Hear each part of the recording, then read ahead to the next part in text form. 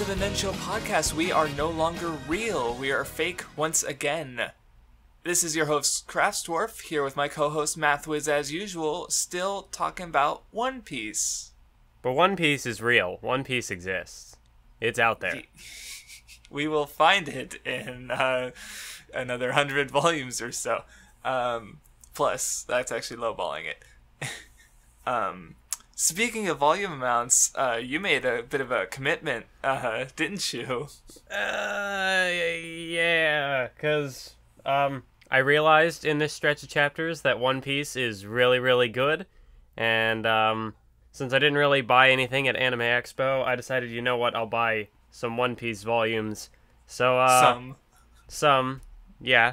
I'm not gonna specify the amount just yet, but, delivery will take like 2 weeks or whatever, and then once I have that, I will show off my haul, my treasure, if you will. So I won't mention, but once you get it, you won't have to worry about reading online for a good few episodes. Let's just say that. So anyway, comments, because there was a few things I wanted to specify, like well, a lot of people liked the live episode. Lots of reactions to like the 4Kids opening joke that was, which, yes. I mentioned it outside of the Nen Show, but, we used it because with early One Piece, it's like there's so many arcs that were, and also for other reasons we had to do so many episodes, but there aren't as many openings until like later in the story. So it's like the first 6 openings cover like the first like 350 plus chapters. So that's like 10 episodes for 6 openings. So like, so some of them are going to be reused. So I thought, well, we're going to use We Are for the first 3 episodes, or we could do the 4Kids for one of them. So let's do that. And it got a good reaction. One commenter almost choked to death. Sad because they didn't expect it. I don't know. It was funny seeing the reactions. And you did answer this one question because usually, I edit the episodes, like this one I will have edited, but you edited the last one because it was your footage as you responded to, because it was on your phone, so I figured, like, yeah, you should do it. So, yeah, you added, like, notes in there that I usually, well, because we would expect the viewer would be looking at the screen for the live one, which isn't normal, so, yeah, which is why I usually don't say to look at the screen. But I kind of just ran with that, assuming people would be watching it, because I didn't make just an MP3 version for the last episode.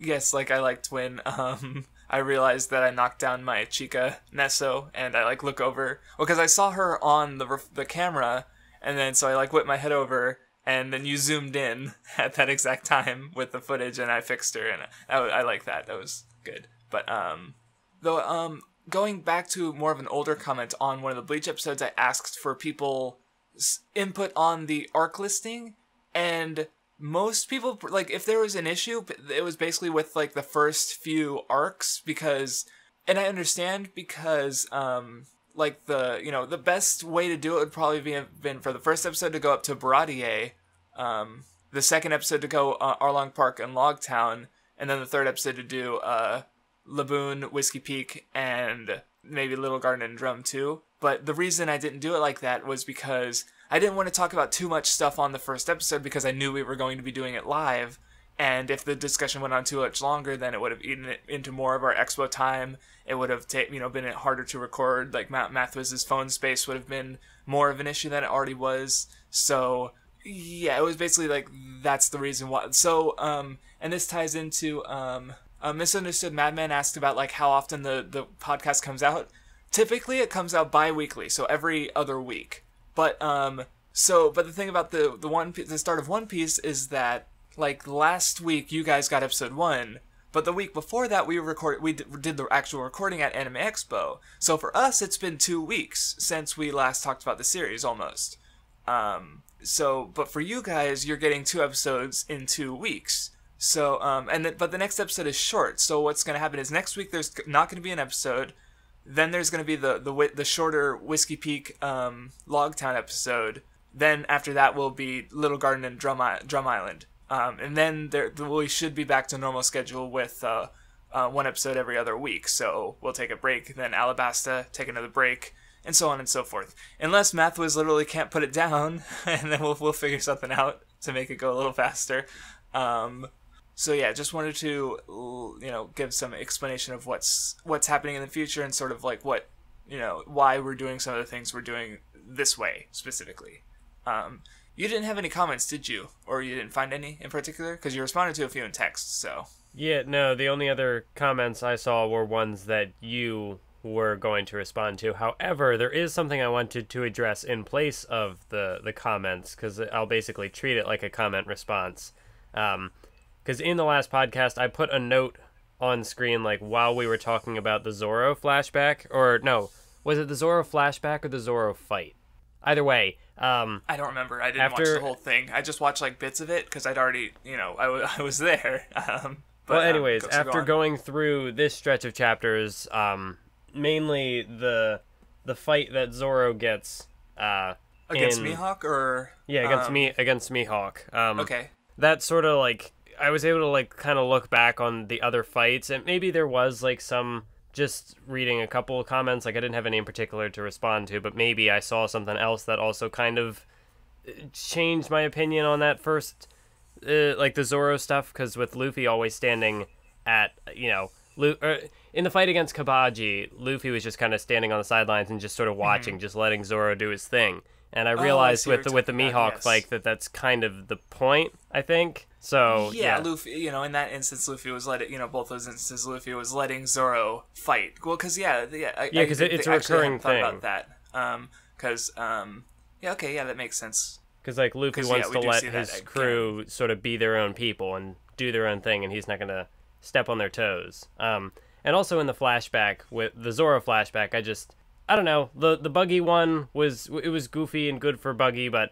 I don't know, like, I can see now that I have a little more context with Zoro's character, I feel like, I don't know, I just appreciate the flashback more, because I can kind of see how that would fuel his character, both in a positive and a negative sense. Okay, I see. But yes, speaking of Kabaji, there was a really great comment by Gazeboist, sort of analyzing the fight, and basically pointing it out in a way that made me, like, contextualize Zoro's entire, like, conflict throughout the story. Like, I'd kind of already started to realize it because, like, people who've already caught up with One Piece might know about my video, the mid-battle flashback, where I talk about a later fight of Zoro's and a fight of Luffy's. And in that fight, we'll get to that fight later, but it sort of asks the question of what is a swordsman compared to what is someone who isn't a swordsman. But that's also kind of what, like, most of Zoro's fights thus far have been. So what I didn't realize about Kabaji is, Kabaji fights without honor, and that's what that comment went into, and it was really good. So, and Zoro does fight with honor, and you can see that later with especially Hachi, though also Mihawk, but we'll talk about those two later. So, yeah, that's what you should keep in mind, or what I'm going to keep in mind as well for when it comes to Zoro, is that question of what makes a swordsman, basically. So, really good comment. And the last comment I wanted to respond to was by AFY-sama, who basically mentioned to read the cover pages in SBS. Question corners, do you read those, or have you been skipping no, SBS? I've been reading those, and they're hilarious all the time. They're always good. Yeah, see, it's like, I'm not going to go out of my way to mention them unless there's one that's interesting, but, like, also, I've read them so many times that a lot of it's just internalized knowledge to me. So well, yeah, and there are like details related to the story that Oda's been giving out, like, oh, how old is Sanji? How old are the characters? Right, and again, lots of goofy gags or like some, and then the one thing Oda always likes to do is he likes to sort of like. When he makes a mistake, he fixes it in a humorous way. Like back in, I know I mentioned this before somewhere, but like Higuma broke down the door in chapter 1, and then it was fixed. And in the SBS, Oda's like, oh yeah, but this carpenter guy was walking by and he saw the door, so he fixed it. And then Zoro, how does he talk with a sword in his mouth? He speaks with his spirit.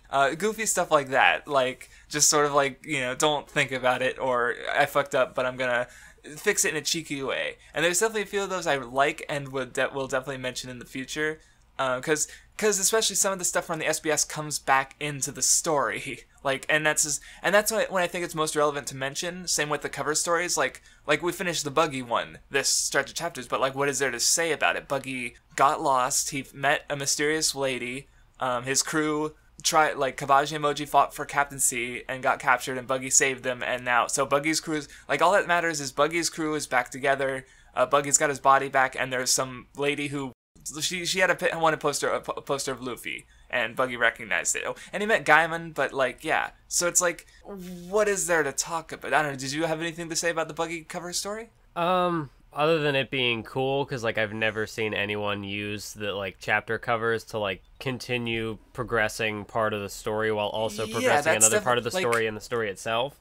I've seen like Togashi will have like during I think York knew he had like 1 or 2 cover pages for Kilo's Aluki, the fat brother. Just do it. But it didn't like matter. Like you could cut them out and nothing would change. And then in Sangatsu no Lion, the manga will also have cover stories, but they're mostly just cute like dialogue-less slice of life kind of things, and they don't come back into the story. But with One Piece, they do. So I still haven't seen anything else do that yet. So, but it's neat. I know there was one question from the question corner that sort of caught my eye. When in this stretch of chapter, someone asked like, "Oh, what does the D and Monkey D Luffy mean?" And I don't, just from offhand comments I've heard about One Piece, I don't know if that's even been explained yet. No. So it's like 20 years later, we still don't have the answer to that. But Oda's like, "No, I'll get to it eventually," or kind of made it seem that way, which I just found funny. There's a funny one where he says like, because we get introduced to the fishmen, and I don't know if it's one of these volumes or one of the later ones, but he says like, basically someone asks like, what are they, where do they come from, and he explains that they come from the Fishman Island, which is about halfway through the Grand Line, and he says, we'll get there in about 5 years or so. We've gotten there, but it certainly wasn't in 5 years. So yeah, just Oda being Oda. So that was all that I wanted to talk about. So there actually was one comment that I thought you were going to mention, but you didn't mention, so I'm going to mention it. Or maybe you did, and I just zoned out for a second. The one about Gaimon from oh no, I did not mention that one. Karabé 197, if I'm pronouncing that right. Anyways, that he has a point. Like, it might not be necessary, but like him appearing is sort of like a warning about the Grand Line. Yes, and then like the next few arcs, we get like examples of the terror of the Grand Line. So they described it as a very sort of like horror fiction setup where they first get to hear about it just from like secondhand information, but then they'll actually start meeting people and start learning more about the Grand Line. So it's just more to So build up. The Gaimon arc was definitely really good for the world building. I think I said that like, how he actually said it is like you could remove it and it doesn't change much, but what I really should have said is that you could have like changed where it is in the story, and it would like, and in fact the anime did. It puts it after the Kuro arc and Usopp's on the ship for the Gaimon stuff when he was in the manga, and it really doesn't change the arc much. Like Usopp's just there, but it's like, yeah, that was kind of what I should have said, but I spoke poorly. So yeah, but no, like I had no problems with the Gaimon stuff. It was fine. But, yeah. And that was a good comment that I forgot about. Alright, so, and you did answer another question of, like, why doesn't Mathwiz lead the discussion? You try, I wanted you to lead it, because you would have, for reasons I said, but you tried during you'll just get a lot of me saying, like, here's this guy, and he does, it's a lot of, I don't know, I'm not good at leading the discussion. I tried it, and it only took like a couple seconds for me to realize I wasn't going to do a good job. Yeah, no, it's fine. So anyway, leading the discussion, I shall. Anyway, so yep, they're off of Maple Village. Luffy, they're making their flag. They finally got the Straw Hat Pirate flag. And one thing I noticed, like, right off the bat is that how Usopp's design has already changed. Like, his nose is longer, definitely. Like, comparing it to, like, his first appearance. And, well, the other thing is, like, it even seems like, well, okay, I really love Usopp's design, but I want to talk about the nose specifically, because in the West, having a long nose, or specifically having a long nose growing, it's, Pinocchio, lying. But in the East, like, I've never seen this stated anywhere. I've just noticed a trend where, like, a character gets angry, so they have a vein throb on their forehead, but, I've also noticed characters will sometimes have their noses get longer. Off the top of my head, Yunochi does it in Himari Sketch. A character called Tamura does it in Chihayafuru, and a character called Ibuki in Super Danganronpa 2. And basically, when that happens, it's an expression meant to represent the character being, like, prideful or boastful. So that's why I think it's a really great trait, physical trait for Usopp, because he not only lies, but he lies in a boastful way. Yeah. So it mixes the Eastern and the Western symbolism of a long nose. So it makes perfect sense for him to have a long nose. And it's just, Oda's character designs in general I really like. So, but that's always stood out to me about Usopp in particular, especially once I made the connection. But yeah, Oda does the thing again where, like, right before we get introduced to Nami, they're like, oh, hey, we need a navigator. And now, like, we get introduced to Johnny and Yusaku, and literally dying because they don't have it. Just to show that, the dangers of not having proper food on the sea. So they need a chef. And luckily they know about, Baratie, the restaurant. So, just solid setup. Did you have anything to say about the this initial part of the arc? No, it was sort of interesting. I mean, of course, the funny gag of, like, they're just firing a cannon at a rock for cannon practice, and then, oh, hey, there's someone there. We almost killed a guy. I wasn't expecting Johnny and Yosaku to be, like, recurring characters for as long as they ended up being, so that was actually kind of a surprise that, like... They were, like, side characters for 2 whole arcs, yeah. Yeah. So, yeah, I don't know. They were good. They were good. This was a funny introduction. And yeah, the character actions and gags are just solid. Like, I love the Yosaku. He's like, I had some, vitamin C. I'm fine now. And then he just, like, starts coughing up blood. And it's like, God damn it, you dumbass. Like, well, I love in the SBS how, Nami she's just, like, normally, like, she's not, like, a genius in anything but navigating. Normally, she just has common sense. But because so many of the other characters lack common sense, like, they are idiots, and so she comes across as, like, they think she's a genius for knowing, like, basic shit.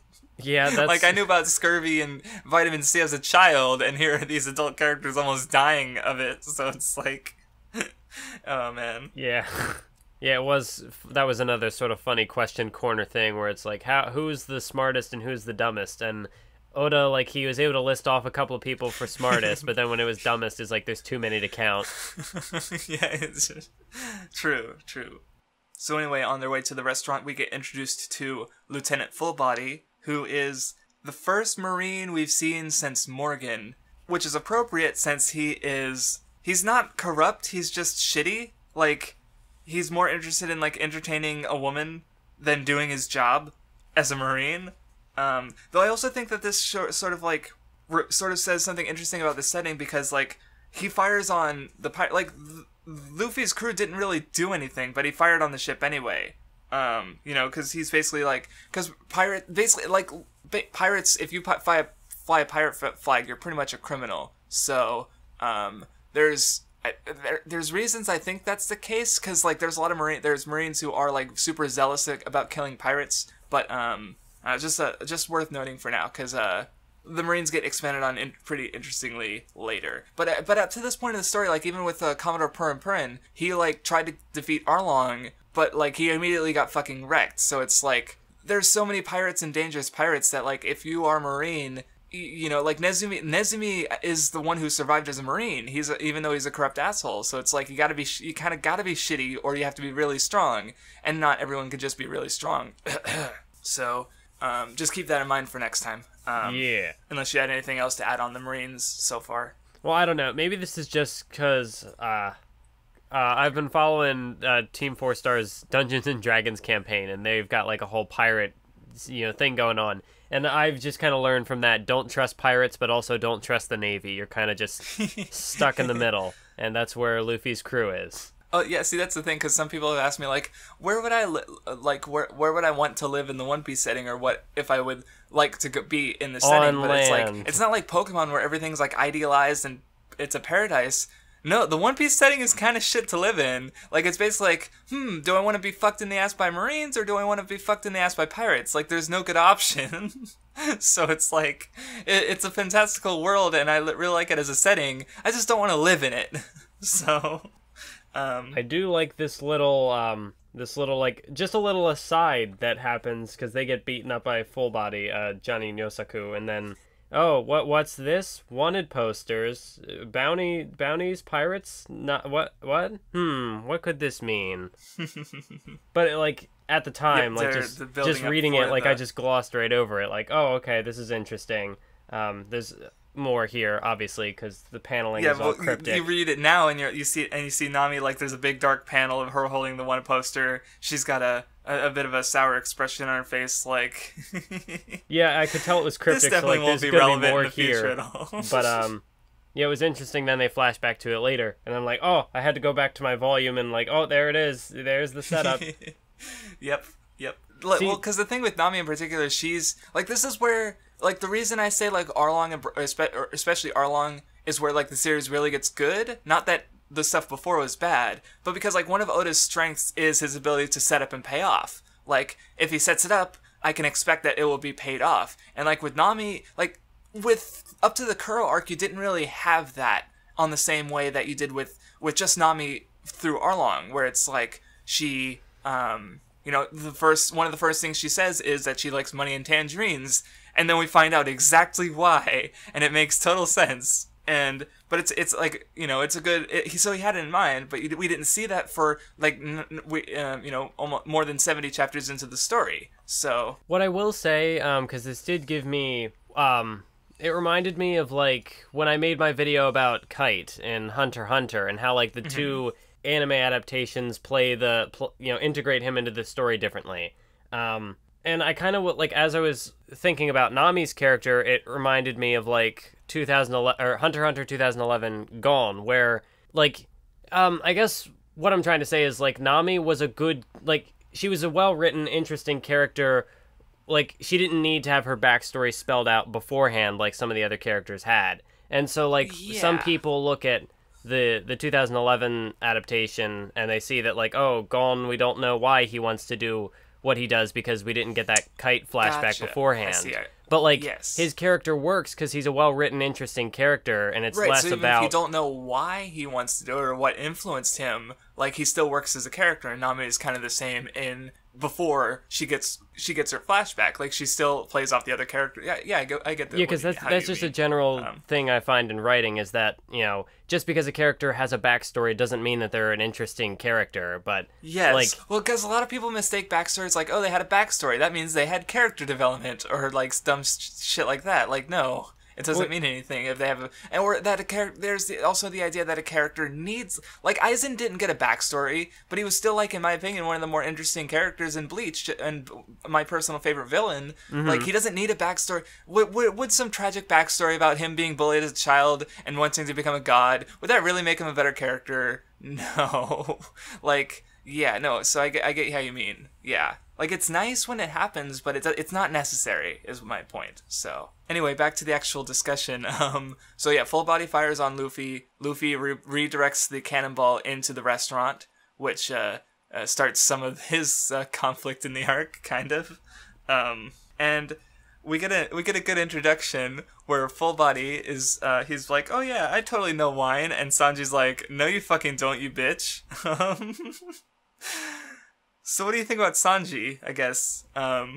See, what was really interesting in this arc, because, how do you pronounce the name of the ship? Baratie? The Baratie. Baratie. Okay. Or Baratie.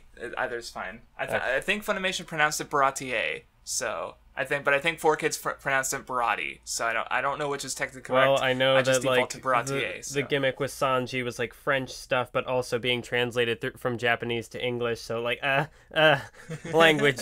So I'll go with Baratie, why not? Anyways, great, now I lost my train of thought. God damn it. Oh, just the thing, like, with Sanji, well, just with this arc in general, like, you know, ignoring Arlong, just this arc in general, this was sort of I had sort of similar problems as I've had previously, where, like, although, like, there are, with the way this arc was handled, like, the way everything was put together, it felt a little messy to me, but then at the same time, like, by the end of it, I was like, no, this is also still really good.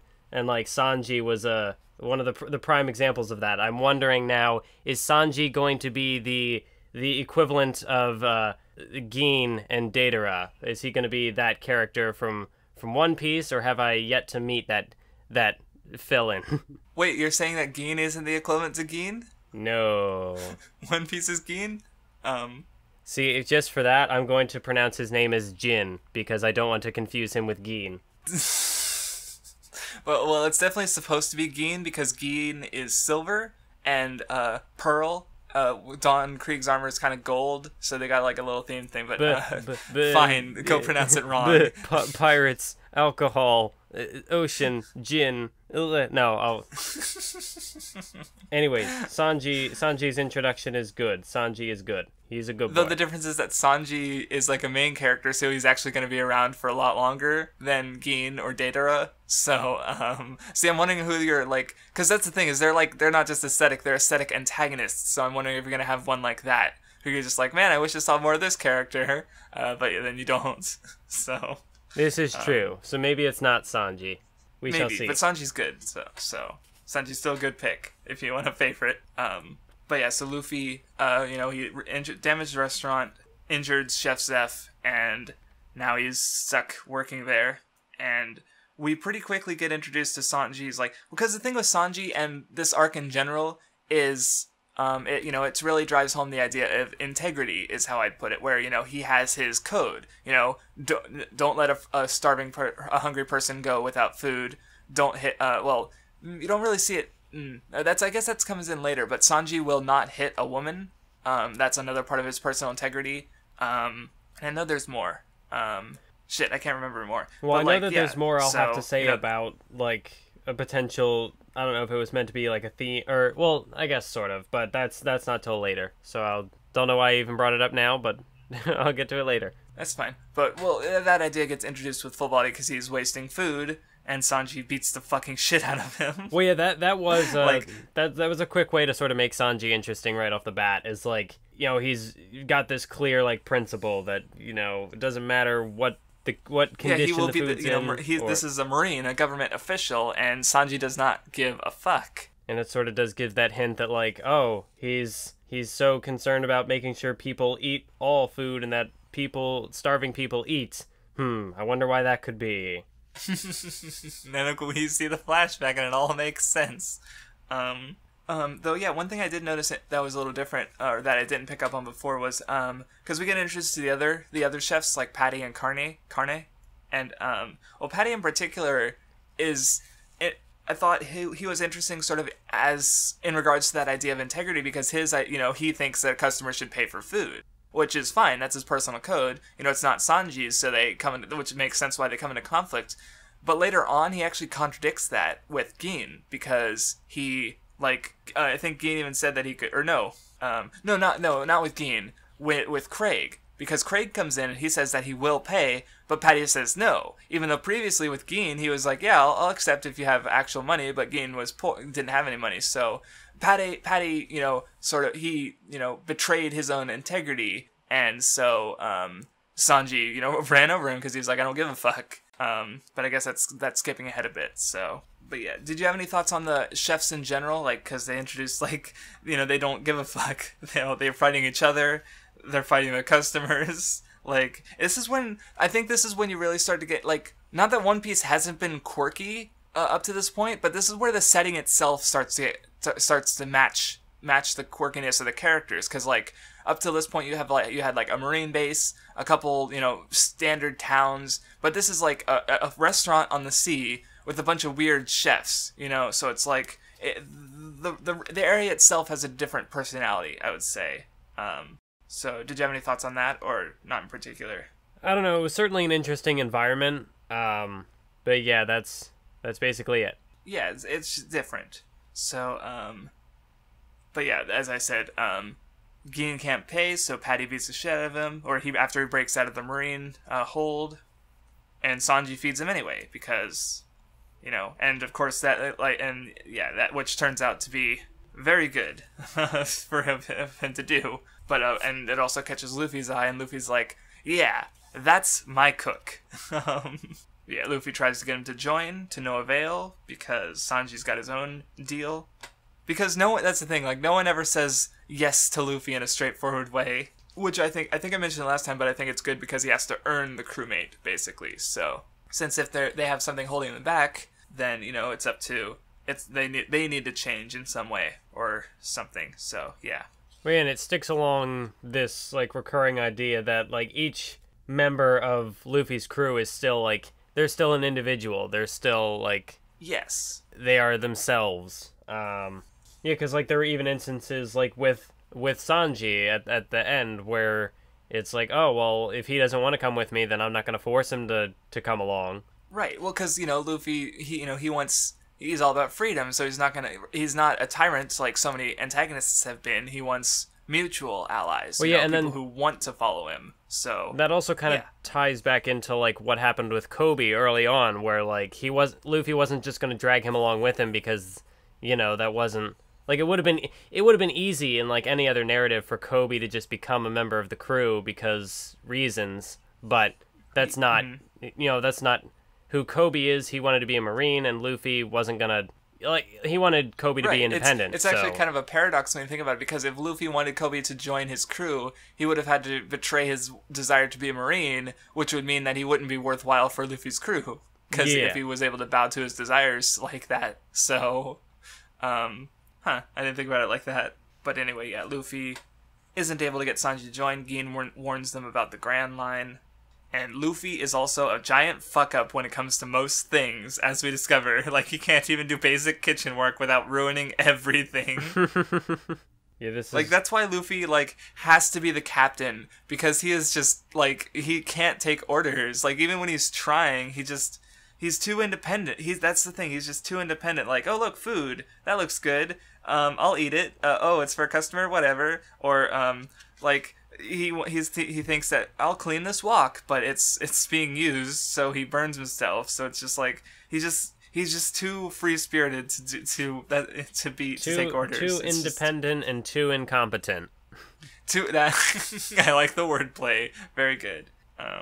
And that was interesting how that did come back later in the Arlong arc. But again, I'm getting ahead of myself. I don't know why I keep doing this. Well, maybe you just really really want to talk about the Arlong arc. Well, that's not untrue.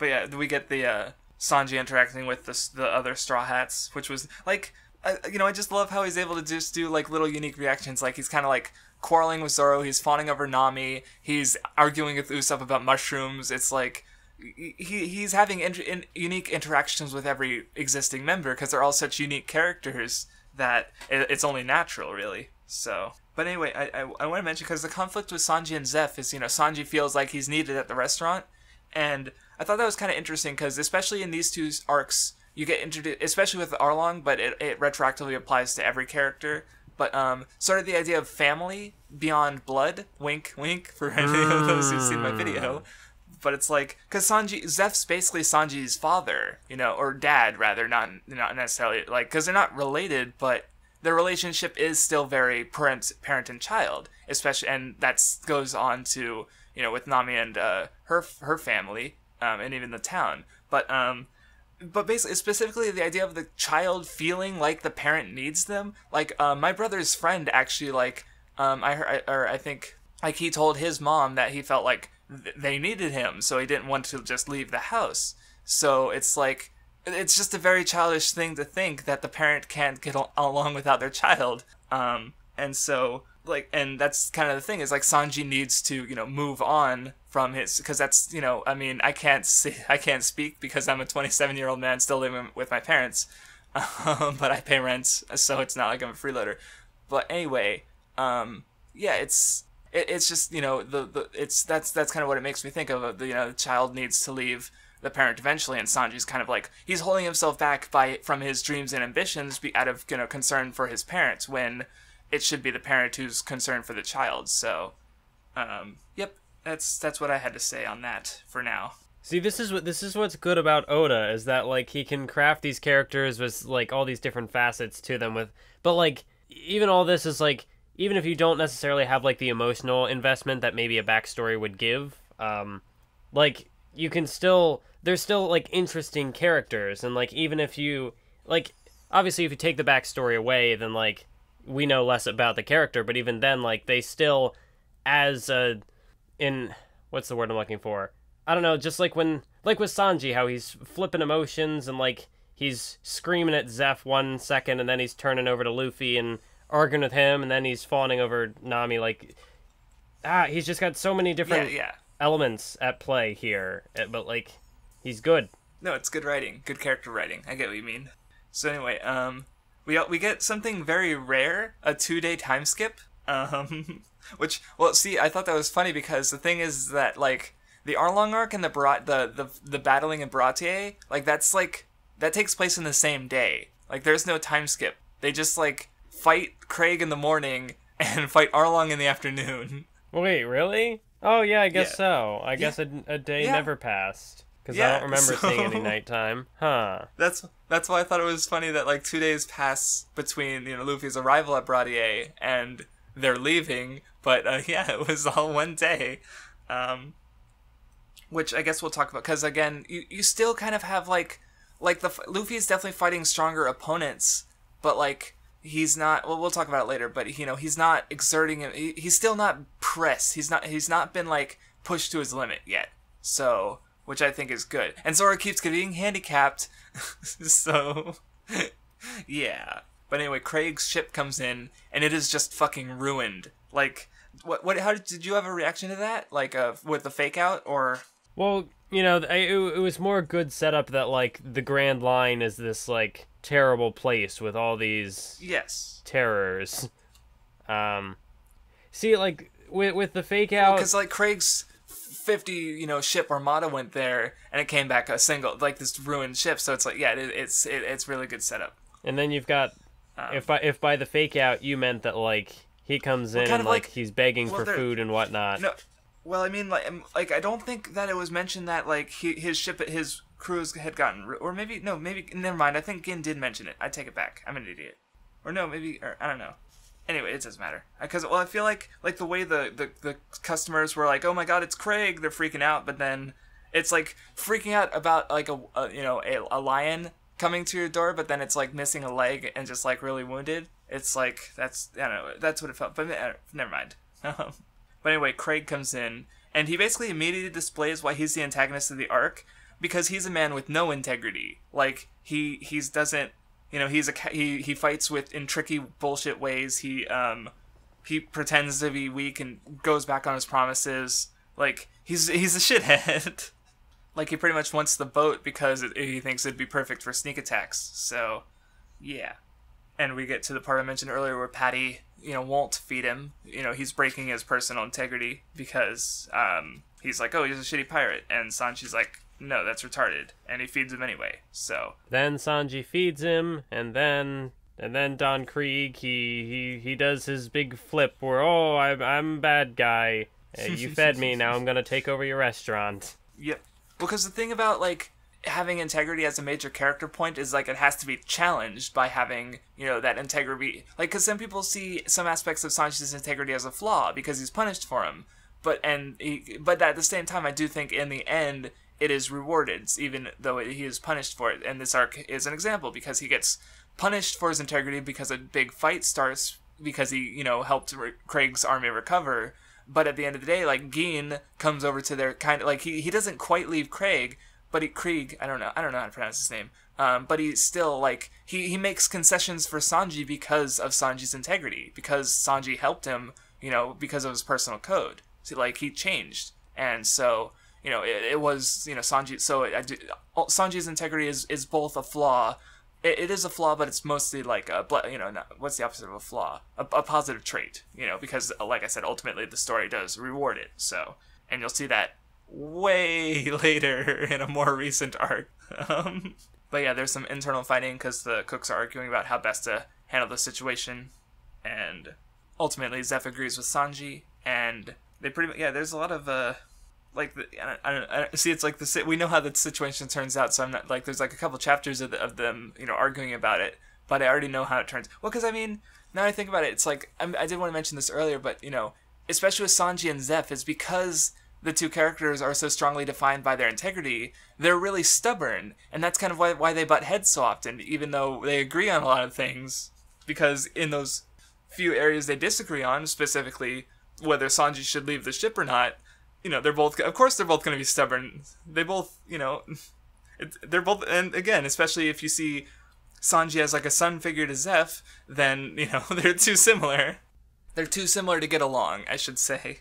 But, oh yeah, Krieg's also, I just realized that he's the first antagonist Luffy fights who also wants to become Pirate King. Like, Krieg says that he wants to find the One Piece, and Luffy's like, hey, hold the fuck up. Like, that's when Luffy gets involved, is when it becomes about the One Piece.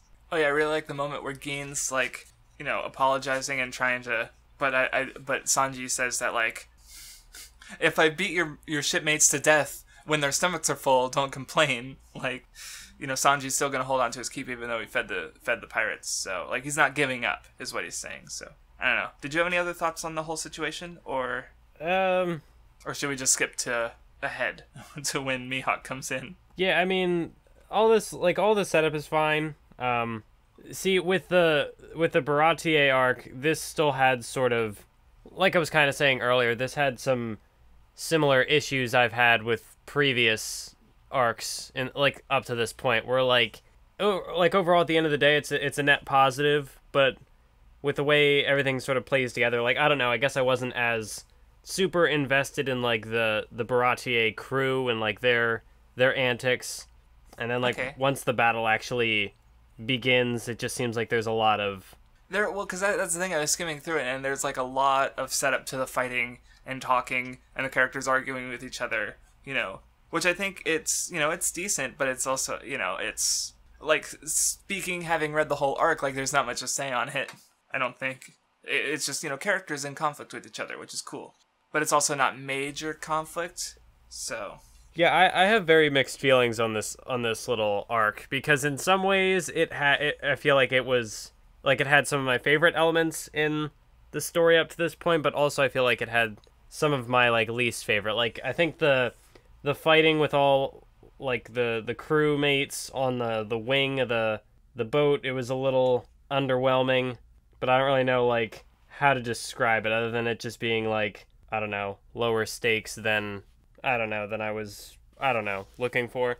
Maybe we'll talk about it later, because the fighting's about to start, and they talk a bit about how one person supposedly took down Krieg's armada, and I fucking love the introduction spread with Krieg's ship getting cut in half. Yes. Because, like, what's really amazing about this, looking backwards in retrospect, like, from 830 chapters ahead, is that, like, this character, Mihawk, is introduced as the strongest swordsman in the world. After this chapter was published, Bleach and Naruto both started. They're both over, and Mihawk has still not been affected by, like, power creep. He hasn't been like, oh yeah, but there's this other swordsman. Like, there are other characters who are stronger than him that have shown up, but they're not, specifically not swordsmen. Like, I had a friend who just assumed that Mihawk had been, like, usurped in power, because that's just how Shounen work, is they introduce stronger opponents. But Mihawk, that hasn't happened yet with Mihawk. Like, he still hasn't been surpassed,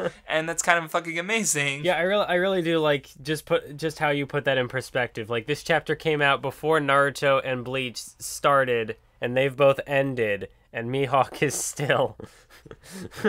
Yeah, and it's like, what a way to, like, and, like, I think the way he's, like, One Piece, like, I can't think of another series that has better, like, handling of its power curve, pretty much, because it's just like, I just think it's really great, like, because with, like, this feat of, cutting in a ship in half, like, at the point in the story we're at, that's normal for a strong character to do, but these strong characters are really fucking strong. So it's like, it's still kind of impressive when a character does it. So yeah, at this point, like, when Mihawk shows up, see, this is part of, like, where my mixed feelings are generally lean a little more positive, because, like, on one hand, he shows up and, like, like, the conflict up to that point just kind of, like, gets put on pause so that Zoro can fight this guy. But at the same time, like, it's a big character moment for Zoro, and, like, part of what, like, him cleaving the ship in two, it sets up some of the intriguing elements of the fights later on. Like,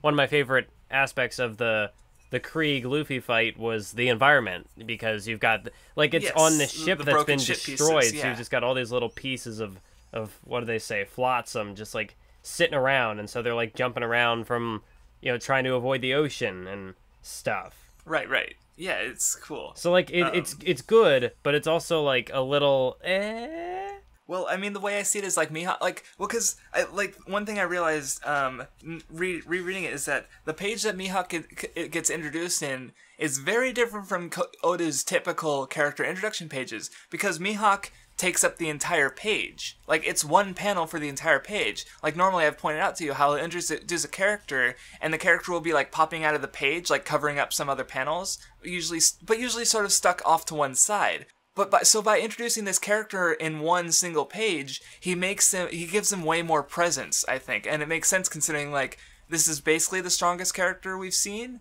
At least, definitely the strongest character we've seen in action. Yeah. And so, I mean, it kind of makes sense that he puts everything on pause, because this is a character who, with one swing of the sword, can change the fight for either side. Like, like the one Krieg pirate shoots him, and he just deflects the bullets with his sword like it's fucking nothing. So that's why like, I don't know, I think it's sort of like, it feels a little weird that like everything just gets put on pause, but at the same time it works. Like for the reasons you mentioned. And also, this is where you get, as that happens, Nami also took off with the ship. So, like, right there, you're starting to set up the next arc. And, like, it's really interesting how Oda uses his characters in this arc. Because, Shounen stories have the problem of, like, having the bloated cast and trying to find ways to keep them integrated. But, like, so far, Oda's done a pretty good job at that. Like, in this arc, Nami didn't really have anything to do related to what was happening here, so she goes off to set up. Obviously we know why she left, but like she's got her own thing to do, so she just goes off and sets up the next arc, and that gets rid of. Usopp follows him because he doesn't have anything to do with this arc either. So yeah. And it also gets rid of one of the brothers, because one of them sticks around. Or no, wait. Or did they both leave? They both leave, but Yosaku ends up coming back. Yeah. Because he got eaten by a shark or something, and the shark dragged him back. So, yeah. But anyway, Zoro's pretty much the only one who's willing to... Because he has to fight Mihawk. He wants to be the best, and Mihawk is the best. So... And I will say, like, to continue giving Mihawk just this massive presence, like... When Zoro challenges him, he just uses this little, like, twig of a sword. Knife. Like, Zoro does this, like, the strongest attack of his we've seen, his Onigiri, Demon Slash, and Mihawk's just like, haha, no, bitch, with a tiny fucking knife. And even then he's like, sorry, it's the smallest one I've got. Like, even with such a tiny knife, Mihawk's still throwing shade. Like, goddamn. Like, this is the only fight in the series so far that Zoro has fought without being, like, weakened or handicapped. He was starving when he fought Morgan. He was wounded when he fought Kabaji. And that's... He was wounded when he fought Hachi. And now he's at full strength. And it doesn't matter because he just gets destroyed. And that's you're gonna say? That's why I really like this fight, is because, like, there's none of that garbage where people are... Well, not that... I don't want to necessarily call it garbage, because, like, there's obviously a point Oda's got with it, at least with Luffy, at least. But yeah, like, what is it? One of the lines I love from Mihawk is, he says, "I'm not the kind of fool who hunts rabbits with a cannon." So and that's why he's got this little dinky, like, sword the size of his hand, like a little pocket knife thing. It almost looks like.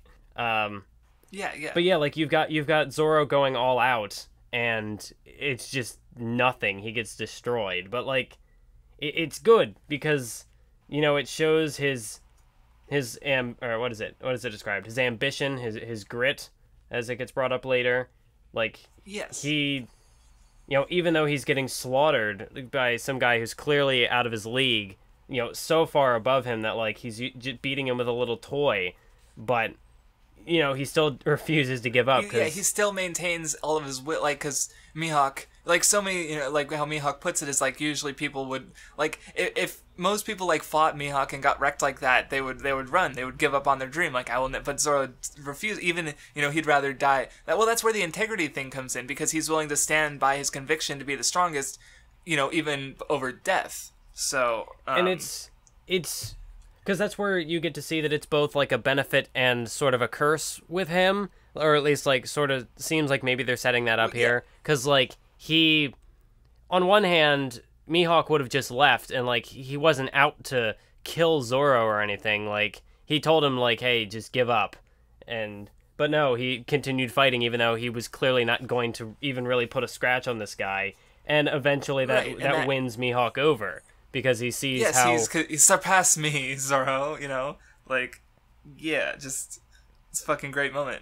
And I guess how I would describe this part of the arc is, because there are so many, like, pieces moving at once, perhaps, like, while reading it, it's a little overwhelming, because, like, you've got the stuff with Nami going on, and she's off... You know, she's... Well, so your mind is like, where the fuck's Nami going? Yeah, because, like... But then the story... It's like, no...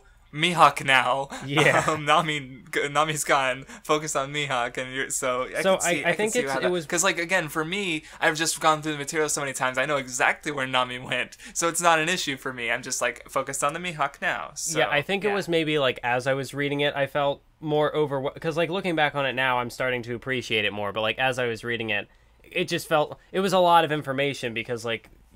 You've got Nami stealing the ship, and she's off crying, and that's, like, the first time we've seen her cry, and it's like, what's going on with her? What does this mean? Yeah. And you've got the whole Don Krieg situation, which kind of just gets put on hold. You've got a big character moment for Zoro, and it's not even just Zoro who really kind of...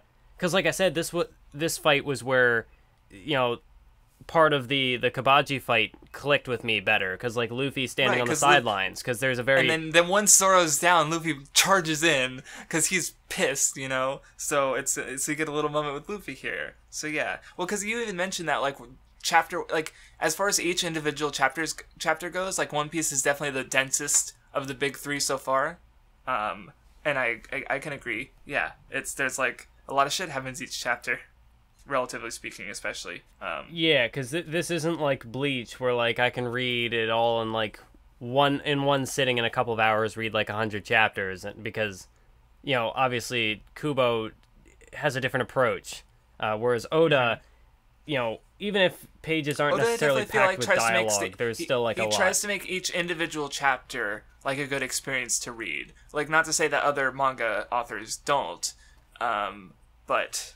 I just like, because again, I feel like Kubo especially tried, you know, he wanted to make it good for a volume reading experience as well, where, not to say that it isn't with One Piece, but it's like with the last two arcs of Bleach, they both begin and end on a volume, like, but with One Piece, it's like, you know, I look ahead at volume 8, and halfway through I'm reading the Arlong arc, you know, so it's like, you know, it's the volume, reading order is kind of secondary to the chapter, how the chapters go out and the arcs as a whole, which is fine. They're just different takes on the same idea. But, yeah.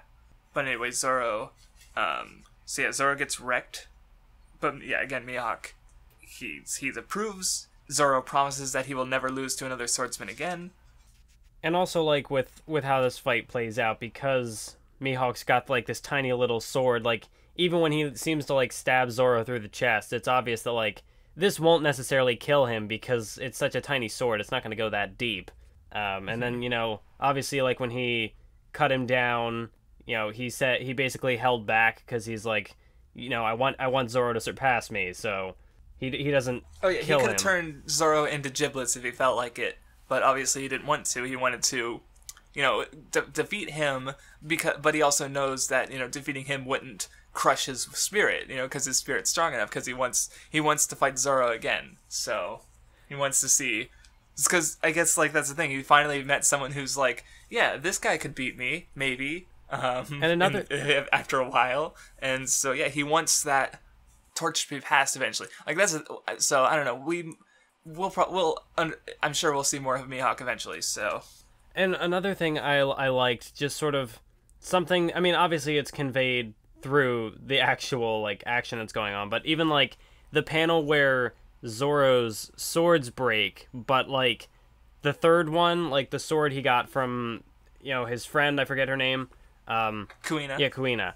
Like, two of his swords break, but the one that he keeps, you know, like, the one he got from her, the one he keeps in his mouth, the sword which basically represents his ambition, that does not break. So it's sort of like a signifier that his ambition is not broken, even though he was so utterly defeated, because he's still got that sword intact. Right, or yes.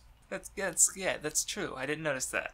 So that, yeah, like, I say that, like, I have mixed feelings on how this all plays out for reasons I've explained, but also it's really good, so, like, it's fine. Alright, so anyway, so yeah, Zoro, so I think, like, part of the reason I think Usopp gets written out of the arc is because, again, the idea of the arc is on integrity, and Usopp doesn't have a lot of that. Like, we kind of see it in the next arc where he tries to run from fighting Chu, the fishman, you know, because he's still kind of a coward. So I feel like that's why he got written out of this arc. You know, man, maybe Nami too. I mean, obviously, because Nami especially, she was building into the next arc. But I just realized that while reading it, I'm like, oh yeah, Usopp doesn't have as much integrity as Luffy or Zoro. You know, Luffy and Zoro will not give up on their goals or dreams no matter what. So they're perfect for this arc. But Usopp, not so much. But anyway, so Usopp's gone, and the Krieg's still here. He's still got to be dealt with. Oh yeah, and Luffy agrees, or Zeph agrees that if Luffy helps him fight, his debt will be gone. So it's like, Luffy's not just like, I'll protect this random restaurant. You know, he's got a reason to fight. Once again, not heroic is what.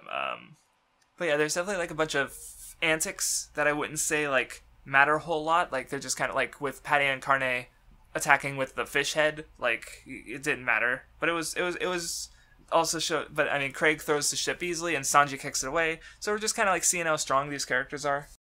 So I guess moving into the first actual fight, what do you think about the fight against Pearl, the invincible Pearl? Yeah, this was where things started to slow down a bit for me.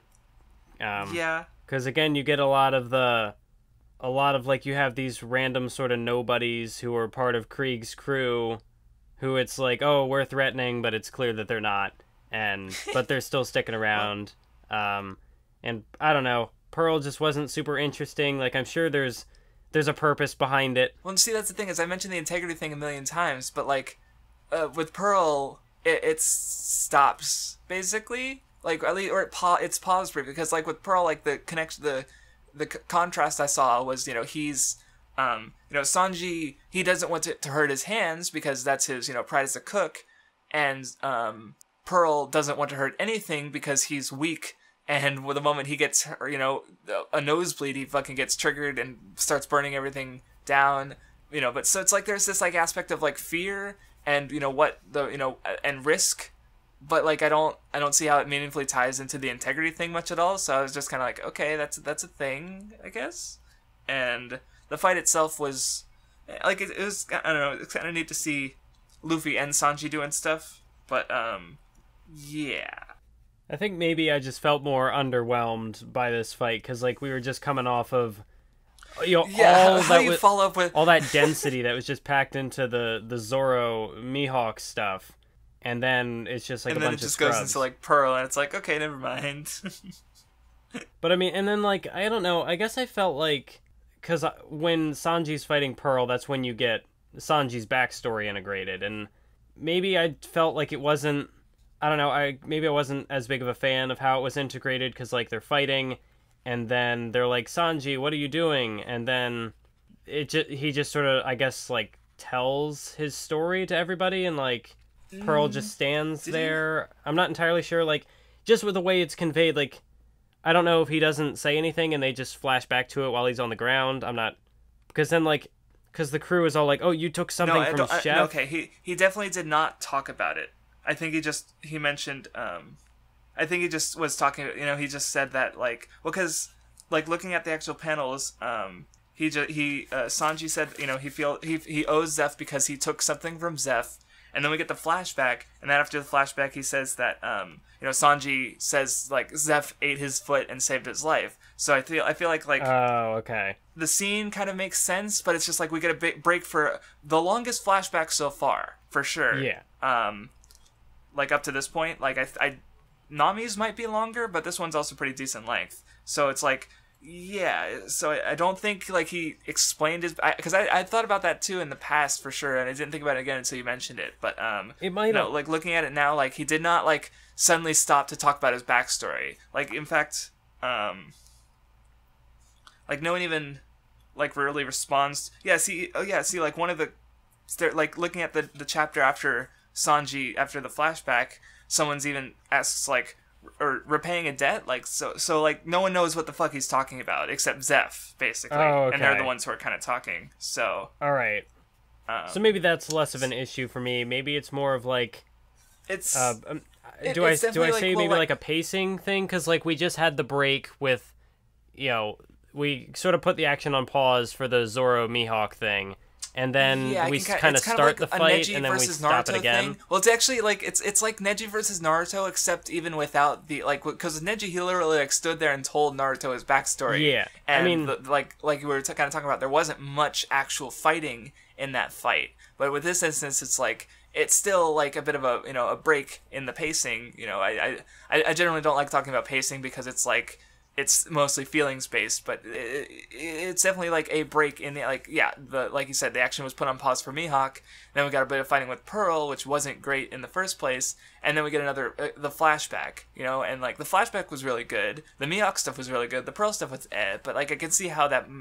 That's why I described it as like pacing, because I don't know what else to call it. Because like we get kind of a pause, and then we start again, and then we kind of pause again, but like.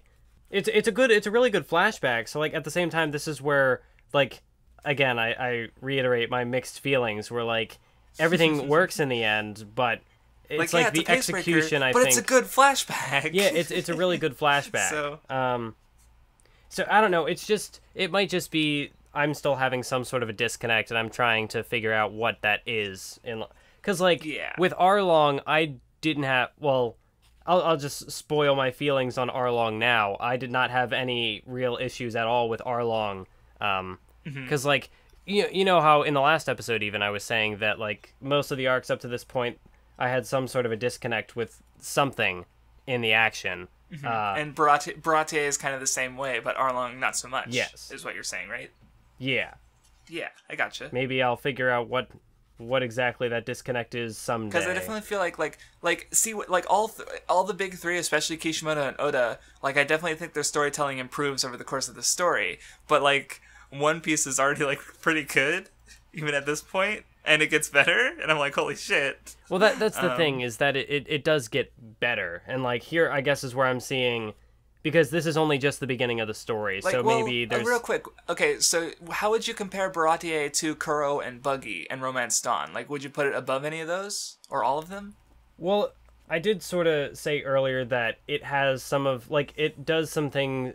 Like, it has some elements that I think were, much more interesting than the previous arcs, but it also... Like, with something like the Pearl thing, that was probably... less interesting than like anything from the previous arcs before. Like, I don't know. So it's kind of a mixed bag. Okay. So you don't have a concrete answer of how you'd rank it? I'd probably see in the end with it, because again, I do say it's a net positive. So like even just with the Mihawk Zoro fight, and then also considering the Sanji backstory, that might even be enough to make it my favorite so far, like before Arlong. Yeah, so, like, even though I have problems with it, I do still really like it. Yeah. Yeah, so, okay. Yeah, so I think we both agree that it's even though you still have problems with it, it's still better than the previous three arcs, is what, I think we both agree on. So, okay. But then, like, when I also compare it to Arlong, I can see that, like, while this arc was still good, I do think that, like, there's room for improvement yet. And obviously, there's still, like, 900 chapters of One Piece, so... There's plenty of time to improve. Yeah. So anyway, on to the flashback. Like right away, it sets up the Sanji's lack of something that he doesn't value food, but Zeph does, and then we get to see exactly that reality of what Zeph why they feel so strongly about it. Because you also have a bit of a connection with him because Sanji, he tries to fight. But he wants to find the All Blue, which is, a sea that has all fish from all parts of the world in it. And Zeph decides to rescue him because of that, even though the ships get, presumably everyone dies, so, except them. And, they end up on the island without much food. I don't know, what did you think about the flashback overall? Well, I mean, I said it was good because Did you have any more specific thoughts? Well, I'd kind of joked about it earlier that like it had been sort of been hinted at that like with Sanji wanting to make sure that people who were hungry ate and that food wasn't wasted. It did kind of hint that like he's had some sort of backstory with being stranded at sea. I mean, I think Zeph even sort of like hinted that at one point, and then here you see it.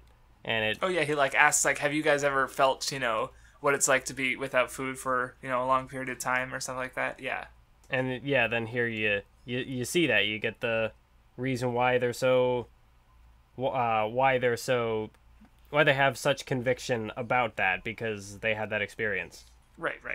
And I do think it's also interesting to sort of like show why they have sort of like their love-hate relationship, where like on one hand Zeph sort of caused the whole situation and put Sanji there, and clearly they're not buddy with each other. They still have some disdain for one another, but at the same time there's a deeper connection there because like Zeph they have the same suffering and they have the same over that dream too. Yeah. So like Zeph just finds this random like, kid, even though but they had like no real like positive connection, like Zeph still gave Sanji all the food. Yes. He made that sacrifice for Sanji's sake. Just some random kid who happened to have the same dream.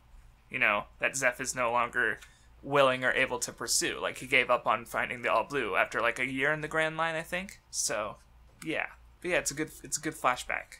And again, like I think I do like how like just that first chapter really seeing Sanji and Zeph. Like Zeph doesn't have a leg. Sanji is really passionate about people not wasting food because he understands the value of food, and it's like I wonder if, and it's all set up. It's all good stuff. And I do think sort of just in that flashback, the sort of reveal that like Sanji thinks, oh, he's got this whole bag of food, so I'm going to take the food, but it's a bag of treasure. And so you get that sort of irony where he says like a fortune in gold, but nothing to eat. And it's Yep. It's an interesting sort of irony of the pirates, I guess. Well, and also just because like the theme of treasure from the buggy arc kind of recurs in this again, because you do have the worthless money, but you also have the ship, the restaurant. Like that's what Sanji and Zeph truly value. So a little bit, not as much as the buggy arc, honestly, but it's there. And then but yeah, Sanji's unwillingness to let the ship fall into Krieg's hands, or even let Zeph.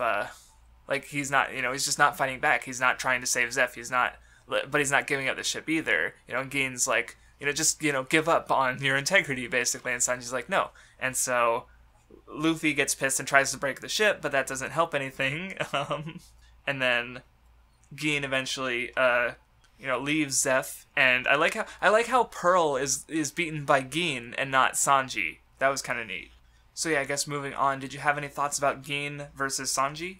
Yeah, I don't even honestly remember much of a fight happening, because obviously the thing with Gein is that he can't kill Sanji because Sanji gave him food when he, in his time of need, Sanji was there for him. So like he has to sort of compromise on his convictions, even though he's called, what was he, like the Devil Man or whatever? I forget what the demon.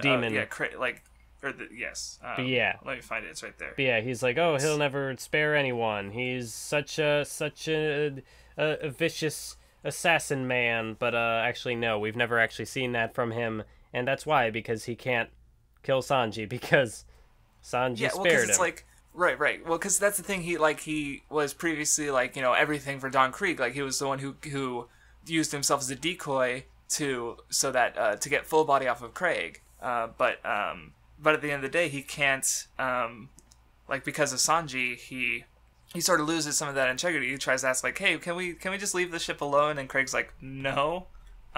So but he kind of he understands his own contradiction in what the two things he wants, and he tries to let himself die from the poison.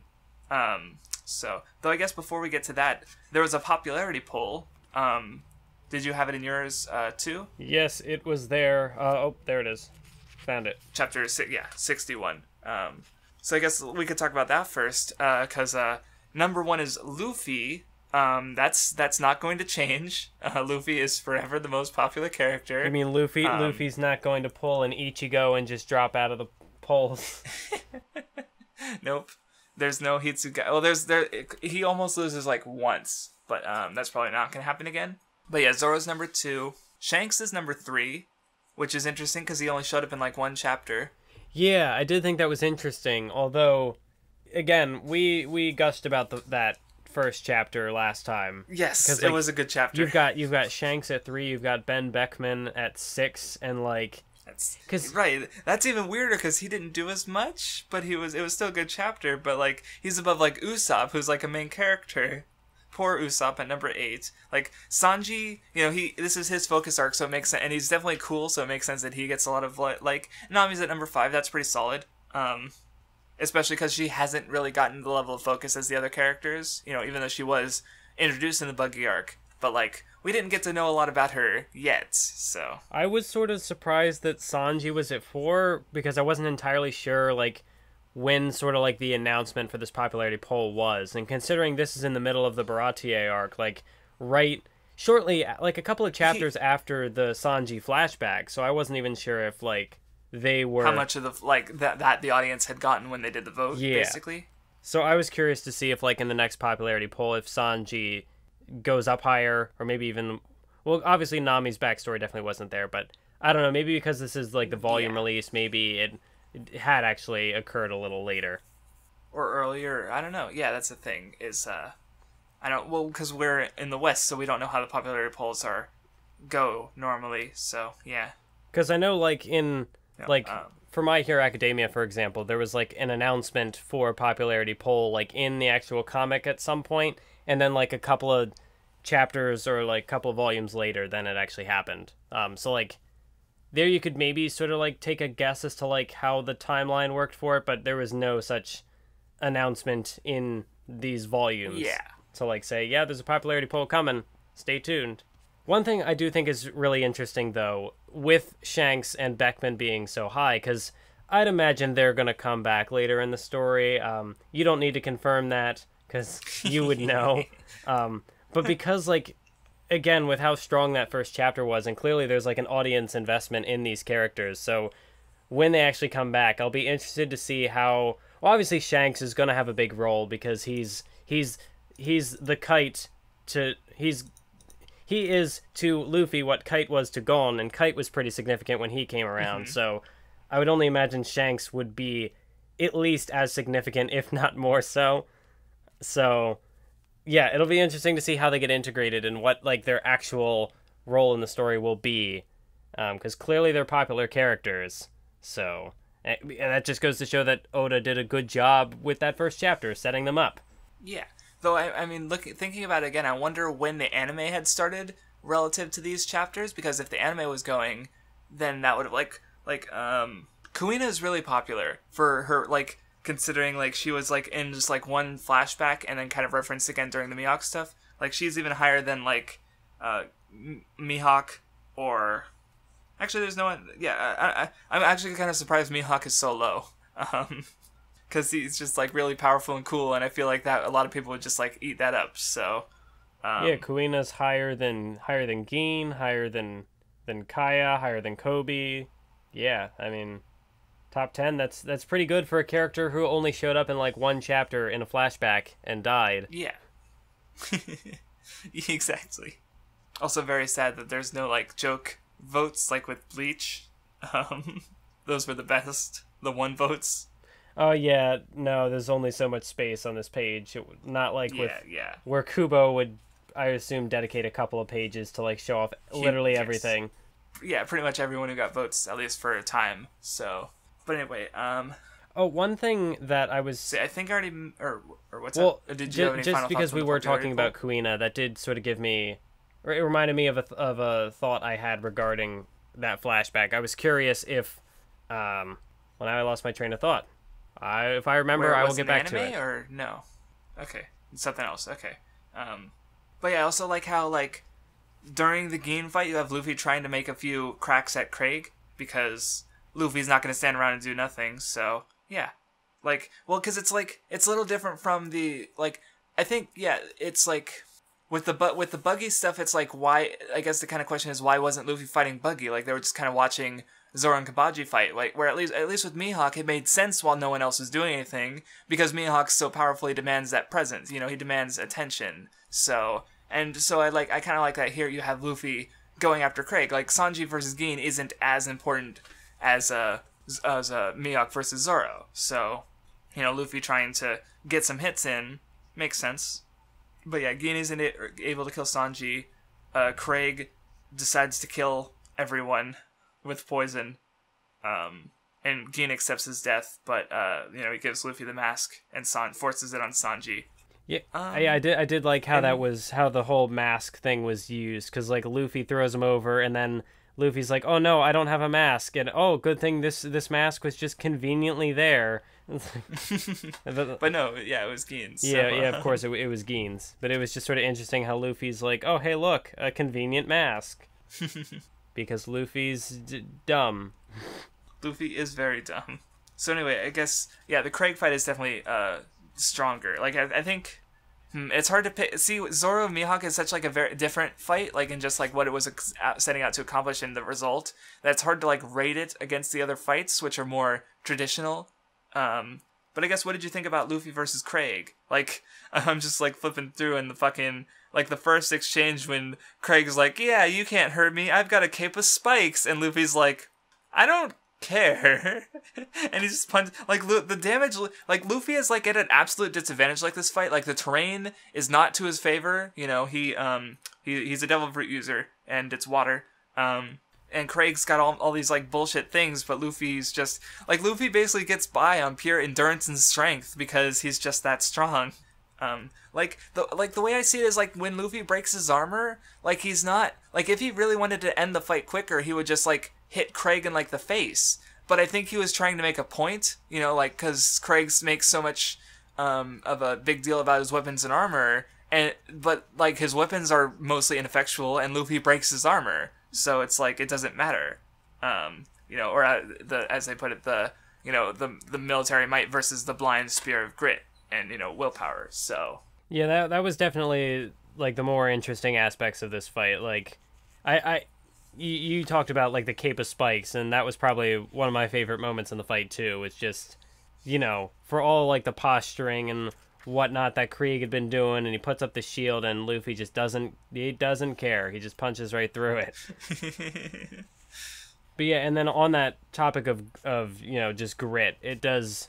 What was I gonna say about it earlier? Because it's reflected through Zoro with the Mihawk fight. It's reflected through Luffy with this fight with Krieg, and then it connects to Sanji too. Well, the willpower does kind of go into the integrity thing because, like, well, especially like, because I'm actually thinking back to Bleach with Ichigo versus Aizen, where you could draw a similar parallel between Ichigo and Aizen with Luffy and Krieg, because Luffy and Ichigo both focus on their personal power, like whereas Aizen and Krieg both focus on external sources of power. Aizen had the Hogyoku, and Krieg has this massive arsenal of weapons. Like they're not improving their person, you know, they're not improving their personal integrity or will. They're using outside sources, whereas Luffy and Ichigo are using inward power, basically, like their own personal power. So I just realized that, and I do think that's like you know, Japan is very or the East in general is definitely very spiritualist in that way. Like the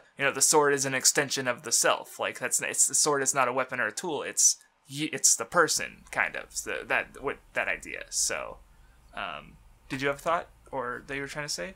No, that sounds good. But anyway, I liked Luffy versus Krieg. It was cool.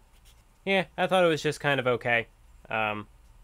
Like it did have cool moments, and like I said earlier about the terrain was good. You know, just hopping around on all the different little pieces of the little scraps of boat that are left. Luffy wins. Sanji saves him. Well, I actually kind of like how, like, he doesn't, like, Craig's still, like, up and around after Luffy beats him. But he gets finished off by Gin, you know, because Gin's the one who's changed. So he, let's see, Gin's, you know, he's gotten some integrity, and he's like, okay, we'll take our loss and leave. And he wants to, he thinks he's gonna die, but he still wants to try and go to the Grand Line anyway.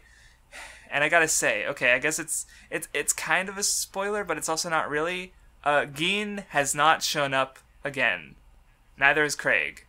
Like, this is the last we've seen of them in the story. And the characters are in the Grand Line. So it's like, they get to the Grand Line. That's a minor spoiler, I guess. But it's like, so it's because we talked about Oda's setup and payoff before. But I just wanted to let you know that, like, if this is a setup, we still haven't seen the payoff, or you decided to not go through with the payoff. So, yeah, I don't know. What do you think about that? Do you think Gin should have shown up again?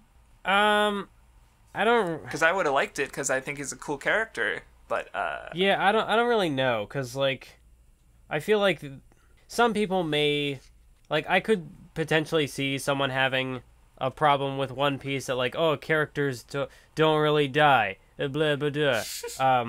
Oh, and Gin gets written out before he actually dies. I see. Oh, and then, yeah, I see what you... Well, yeah, or he would have come back, he would have lived. Because so far, when Luffy beats his enemies, he doesn't kill them. Like, they just get...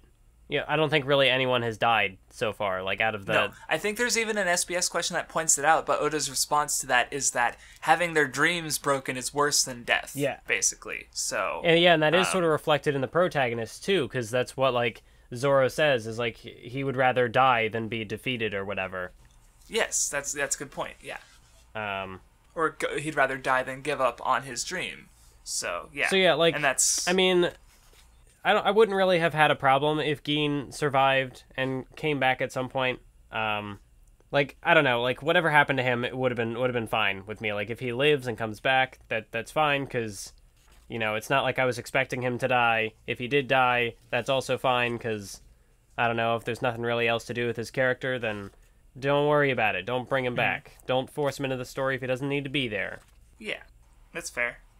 So anyway, yeah, the fighting's basically done. Krieg and Gin leave with the crew on a tiny supply boat, and then we got to the last bit where Luffy wants Sanji to join. Zeph wants Sanji to go with Luffy and follow his dream, but Sanji doesn't want to go. See, what I do think is interesting though, like with regards to, you know, the like how Gin compromises on his, you know, his code, his principles, but like you get sort of like the whole idea of like grit and ambition and whatnot. It's sort of because like for someone like Sanji, like he should the thing with him was like he should pursue his ambition. He should, you know, that's why he joins up with Luffy. Yeah, well, because like he was saying to Zoro, he told Zoro to abandon his stupid dream, but it's like that's not really how Sanji feels. But it's like I wonder if maybe with Zoro he was like, it's not that he like felt that Zoro should do that, but it's also that it was like talking to himself, maybe like he should abandon his desire to go to the All Blue and just stay on, because he wants to stay on Baratie. He wants to repay Zeph. But well, the thing about, you know, parents and child is like the parents, you know, the child didn't ask to be born. Or, well, you know, in like literal family sense, you know, and Zeph, you know, chose to take Sanji on his own volition. So it's, but like everything Zeph gives to Sanji isn't supposed to be like paid back. It's supposed to be paid forward. That's just the relationship between, especially with like, you know, parents and child. It's like that, you know, that's just that's like, well, because the whole reason we reproduce is to replicate, you know, some form of our genes and preserve a legacy. So it makes sense that, you know, what the child should do most is keep that legacy going. You know, speaking on a purely like on the, in that, I guess, that kind of sense. These are very scattered thoughts. In the context of the story, like Zeph he wanted to, you know, he was also interested in like going to the All Blue, I think. So yeah, but he's kind of given up on that. He can't really do that now because he's no longer a pirate. Well, because I just realized something that Luffy said, because Luffy was telling us, like when Sanji was Luffy said, "Don't throw your life away." And at first I just connected that to, oh, you know, Sanji's like willing to die for Zeph and the ship. But then, like, you know, he said, Zeph didn't, you know, save you so you could throw your life away. But that's what Sanji's doing. He's throwing his life away by not seeking his ambition, by not chasing his dream. Like, especially because they had the same dream. Like, Zeph didn't save Sanji so he could dick around on a boat for the rest of his life. He saved him so that he could find the All Blue. Yeah. And, you know, sort of, and Sanji's not recognizing that because he's still being a child. He wants to, you know, thank his parent, but he feels the only way he could do that is by being with said parent and helping him on his ship, basically. So, and he's got to get the, kicked out. Like, your soup is trash. You're no good here, you piece of shit. And he's like, well, fuck you too. But what I was getting at is I do think it's interesting that you sort of get like a, dare I call it a nuanced sort of portrayal of like this ambition theme, if you want to call it that, where like you have someone like Gin who sort of compromises on that because of, his experience, whereas you have someone like Sanji who, like, the point with him is that he's supposed to embrace his ambition and he's supposed to go after it. And so sorry, keep going. I just realized something else. Well, and then like with Zoro, he yeah. He nearly gets himself killed for his ambition, but like he's sort of rewarded in the end because Mihawk spares him and says, "Hey, surpass me." And then you've got Luffy who wins his battle because he just doesn't give up. He's too stubborn to quit.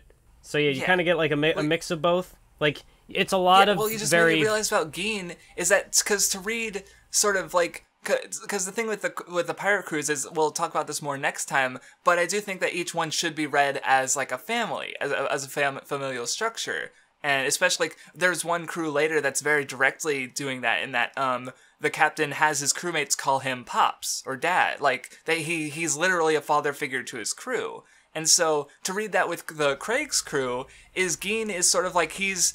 Like what Sanji's kind of doing, but even worse, where it's like he's dedicated all of himself to Krieg, his quote unquote parent. He's not. He's basically like exactly what Sanji shouldn't be. He's not living. Gin's not living for himself at all. But after that's why at the end he finally he goes against Krieg and decides to go to the Grand Line. So he's kind of living for Krieg's and the crew, but he's also living for himself a bit more and willing to stand against his parents, so to speak. So that's a whole thing I just realized now. No, that's also pretty cool because you have even instances where just like minor members of Krieg's crew would not be like they wanted to, not attack the Baratie or whatever, or they wanted to retreat or whatnot, and then Krieg would just, shoot him or whatever. So basically, right. he was them to sacrifice forcing everybody. For him. Like if you view it as a familial unit, like you view the Baratie, then it's like he is forcing his quote-unquote children to follow in his footsteps and stay with him and support him. Well, because that's the thing is, and like going back to the Krieg and his weapons and stuff is like he also relied on Gin and his crew in way that's the thing, when the fighting started he was just sitting on his ass like sending his crew to do the fighting for him. Like he tries to rely on himself as little as possible, like his weapons, his tricks and strategies, his crewmates, like the less Krieg does, the better, and so, which is why he lost, because his crew, his weak. Like I love the bit where Luffy's like, "You guys aren't strong. There's just a lot of you," and they get like the guys are like angry because he's right. Like they're weak pirates. So they can't do anything against Luffy. So yeah, it's good conflict, good stuff. Also, this was like, but yeah, eventually I know we're what's up? only. What is this? Like chapter 70 something. So we're still really early into One Piece, but this was the first when Sanji's departing the Baratie, and you're getting like the little cuts, like flashbacks where you got like the people joining the crew, like just his experiences, and like the little panel where he smokes the cigarette and he's like, "Now I'm a man." And this was the first where I was starting to feel some emotions. And no, I teared up.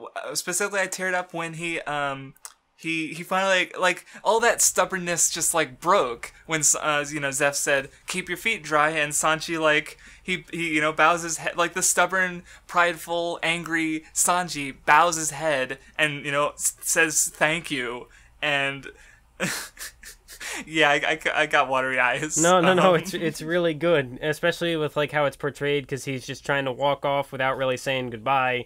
And he's like, no tears yet. And then, like, as soon as Zeph says that, he just starts bawling. And it's like, it's good. Everyone starts bawling, pretty much, except Luffy, but, like, all the chefs and Patty and Carne and Zeph, all that, like, stubborn hardness, like, yeah, we're men, we're sailors, we're fighting cooks, it just melts away with everyone's tears. And it's so good. It's so fucking good. Very nice. So anyway, final thoughts on the Baratie arc. It's pretty good. Good. I've said it wasn't perfect. I did have some issues with it, but very good, and this was like the minor ones, relatively speaking, I'd say, right? Or well, I'm sorry, what was that? Like, because it was pretty much just the Pearl stuff and maybe some like choppy pacing, quote unquote. Yeah, it was more minor stuff. Because like overall, it was a net positive. positive, and like you even got the moment with Sanji where he's leaving, and it's an emotional moment, so it's good. Very good character introduction for Sanji. Yeah. The conflict with the crew was pretty interesting in the end, on like a thematic level and narrative stuff. Yeah, it's... Yeah, in ways I only just realized. But yeah, like, at this point, I feel like Sanji is, like, an easy pick that... Like, I'm not too read up on the One Piece fandom, but I'd imagine Sanji is one of the more popular characters, like, at least from what I've... Sanji is definitely well-liked, but he's also disliked for a few reasons we'll get into later. Just in ways people find him annoying, and also people not getting the whole integrity thing, because... Like, okay, minor spoilers, but the last arc that completed, Sanji gets a lot of focus, and his integrity also gets a lot of focus, and people just don't understand the nuances in which that integrity is explored. Like, again, like I talked about earlier about how, like, yeah, he gets the shit kicked out of him for his integrity. Like, the Krieg pirates, the fighting started because Sanji has integrity. Like, that's a negative thing, so it could be viewed as a flaw. But again, at the end of the day, it is rewarded, so... but again, we'll talk about that in like next year when we get to those chapters. Yeah, next year. That's accurate. Yeah. Yeah. Also, I remembered what I was going to say about Kuina that I had forgotten randomly. No, it's fine. You still don't remember? That's fine. No. Now I remember. But like I forgot it earlier, but now I remember. Although it's a minor thing that I'm not expecting to really get lived up to. I don't have high expectations for it. But just, one of the things that was focused on with her flashback was like, oh, she's a girl, so she can't really like be a swordsman because she's just like inherently weaker or whatever. And so like I was interested to see if like anything would come out of that, like gender wise, like focusing on Zoro, because like, oh, he's a man, so he has to be the best swordsman. Okay. So, like I don't have high expectations for it, but I was just kind of curious. I'm just gonna say yes. Like, well, because I'm putting this part in the podcast, by the way. But I will say that on last episode, Charlotte Cracker asked what I was talking about with, because I mentioned that Zoro's flashback really fucked him up in some way. If you're familiar with the series, go find that comment and read my response, because I just point out some things that haven't been given a very clear like focus in the story, but there's been several recurring subtle instances that are telling me something that I definitely hope it gets explored in, and it definitely involves Zoro, the flashback, Zoro, the women thing, and Zoro. So I'll just say, like, yes, it does get brought up in some fashion later. So we'll see how that goes. All right. But anyway, so Arlong arc starting. We get to, everyone's heading. Well, we get a really important line, I would say, because we've had all this build up from Gaimon and the Krieg pirates talking about how like the Grand Line is a hellhole. You go there and it's basically a death sentence. It's suicide. But Zeph, he sailed there for a whole year, and his perspective is that it's called paradise, or it's like some people call the Grand Line a paradise, and I definitely it's important to note that because we of course we will eventually see the Grand Line, but I mean people Zeph was there for a whole year. Mihawk seems to sail around just fine in that little coffin, so it's definitely not a hellhole for everyone, is what I should say. But also we get introduced to a very shonen thing with the 7 warlords of the sea. Yep. So who include Mihawk and Jinbei, who we don't learn a lot about Jinbei, but he was formerly Arlong's captain, I suppose, and so yeah, just more like now I feel like at this point in the story Oda's getting more comfortable with the long haul. Yeah. So he's willing to mention characters and organizations that we're not going to see all of for a good while. So and I do think like on a more like jokey manner, I just think that's cool because like you mentioned well, not really jokey, I don't know why I said that, but like you mentioned how Mihawk, like, all these years later, still hasn't been affected by power creep. So I'm like, oh god, there are 7 of these guys. So it makes me wonder, like, how much is Oda going to get out of these about that, how characters? How it's handled is really interesting. Because we won't talk about it until the next warlord shows up. And but we'll definitely talk about it. But also, what was interesting about setting that up now, what was interesting about setting that up now was that Arlong is connected to them. Like, you have Jinbei is the leader, whatever, and he's the former. So, like, we're not seeing we're only getting, like, a brief, like, the smallest of tastes of, like, what the 7 warlords have to offer. Like, obviously, we've already seen Mihawk in action, but now, like, by confronting Arlong and that being the next antagonist, like, it's still continuing to set up and build towards both the Grand Line and also, like, this group. A future character who will show up, yes. This Jinbei, who will probably show up in some fashion. Though I will point out that, like, Yosaku's perspective on the situation is, you know, it's his perspective. So I'm definitely saying that there's missing pieces to this, like, because if you just read it, like, straight, like, okay, Jinbei is a warlord, like Mihawk, so he's probably roughly as strong as Mihawk, and Arlong he used to be Jinbei's equal, which is so that would basically say, like, oh, Arlong's as strong as a warlord of the sea. That's not really true. Arlong is not that physically strong. Like, as Jinbei's equal, I would like there's a reason someone might say that, but it's not necessarily, like, physical strength. And this is the Viz translation, and it's an old translation, so I don't know, like, how much later knowledge would recontextualize how this part would get translated. So I'm curious, because that's the thing, is, like, especially the early Viz translation, it's like, it's better than Naruto's translation, that's for fucking sure, but it's still, like, iffy at times, and I don't know when exactly it, like, hits, because modern Viz One Piece is a solid translation, and definitely the best of the people who do it, like... So does that mean they stop with the pirate speak? Yes, they stop with the pirate speak. Although I do like, you know, maybe this is me being culturally insensitive, but I do like sort of having the pirate speak, because it just plays into the more goofy atmosphere of One Piece. So at least, like, for early One Piece, I feel like it works more. I don't know, I can't speak of later One Piece, but... Yeah, well, because there's like one part in particular from later where, like, a word is not translated that really should have been translated, because but it only makes sense retroactively. Like, well, in that particular instances, the meaning that was translated in the Viz translation was, like, the opposite of it implies something that's kind of the opposite of what's being said.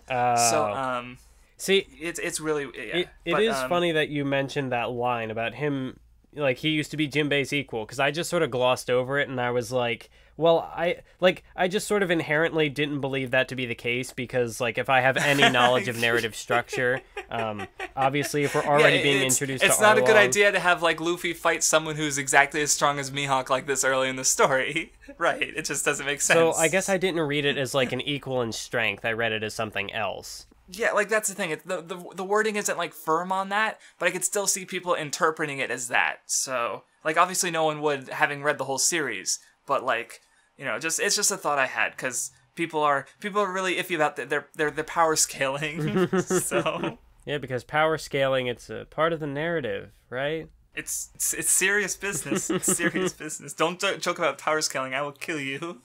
And then you get the bit I brought up earlier, where it's the flashback to the little panels with Nami, and it was brought up twice, like, before we actually got the reveal that, like, she's going after this Arlong guy. So I mean, like, right, you know, it's just a little setup, but it is cool that, like, it. I mean, even if it was just brought up once, it would have still been fine. You were like, oh, hey, yeah. He pieced it together, and then you see it, and it's like, oh my god, Oda, stop. Yeah, I was wondering what you thought about that, the reveal, because, well, we cut to, you know, where the area where Kokoyashi is, I guess it's just Coco Village. That's probably what Kokoyashi means, now I think about it. Also, I've always called it Kokoyashi. Very important that I have to interrupt you for this. The picture that Luffy draws with the fish with Nami, with just the hair. Okay, continue. And Sanji's reaction, like he'll kill, like, well, yeah, Luffy's art is it's a gag that doesn't get used enough, but it definitely it does recur. Because he's such a talent. It worked for Rukia in Bleach, so naturally it would work for Luffy in One Piece. Right. Yes. So anyway, we cut to Kokoyashi, and we see, Nezumi making dealings with Arlong, get introduced, money makes the world go round. And then we see Nami, there's a kid he's ready to fight Arlong. Nami tells him to fuck off. And, Arlong pirate officer Nami. Were you spoiled on that? Like, how did this make you feel? No, I was not spoiled on this. I did not know it was coming, but, yeah, I like it, because you get sort of a subversion here of expectations, where, like, there's all this setup, like, oh, he's got a bounty. Because the build-up is, like, Johnny and Usopp are like, oh, yeah, because Nami's always been about money, so, yeah, of course she wants to attack the highest bounty in the East Blue, even though she's weak, but then then it's like, oh no, it's something else. Yeah. Well, and I love how, like, if you look back, Nami's always wearing shirts with sleeves on them to cover that tattoo. Yeah, and then here you like, get this is the first time she's gone with a sleeveless shirt. So, fucking Oda, you sneaky bitch. But anyway, Zoro and Usopp come in and immediately are noticed by fishmen. I forget why did they tie Zoro up? Because he was getting... Oh, yeah, because he was like, I'm going to go in and cut him down. And they're like, no, we're not trying to die, Zoro. And then they tie him up. So when they get attacked, of course, Zoro gets captured. And I knew immediately once they tied him up, like, of course this is going to be a plot point. Because, like, Oda does this.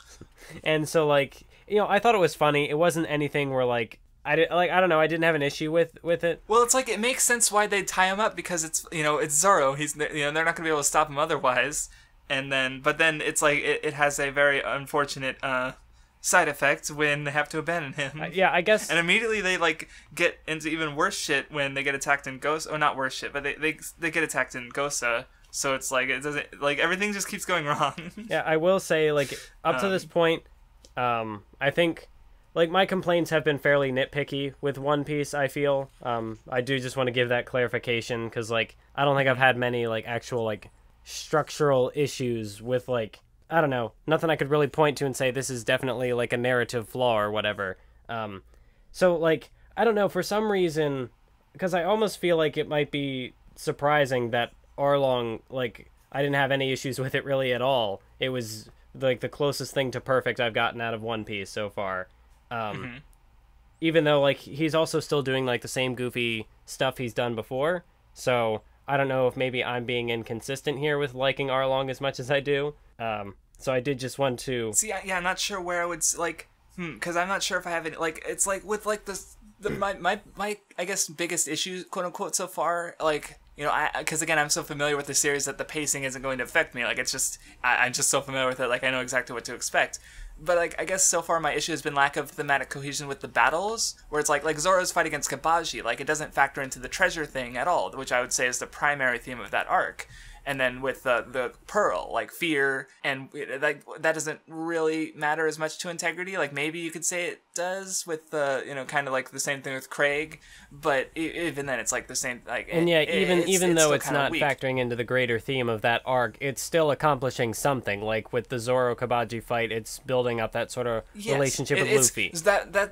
That fight's kind of like Bleach in a way, where it's like you have a fight that's not necessarily thematically connected to the rest of the arc, or maybe it is. I haven't thought about it hard enough when it comes to Bleach, but yeah, it is at least accomplishing something. Though this arc, I would say, like, the fights don't have their own individual, like Zoro's does, and Usopp's accomplishes something else. But Sanji's doesn't quite like factor into anything aside from the theme of the arc. Well, it's also kind of like, I mean, it has plot relevance in. We'll talk about it later, but it's like.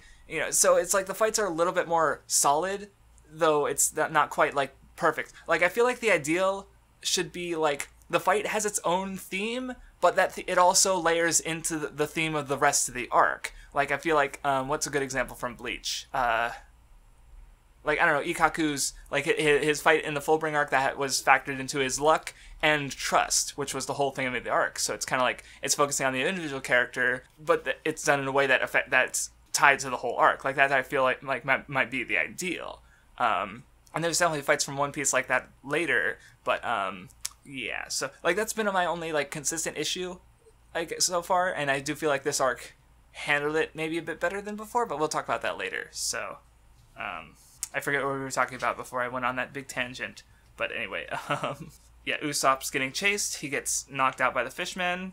I like the gag where, like, he gets attacked by the kid, and Nojiko stops him, and she's like, he's human, kind of.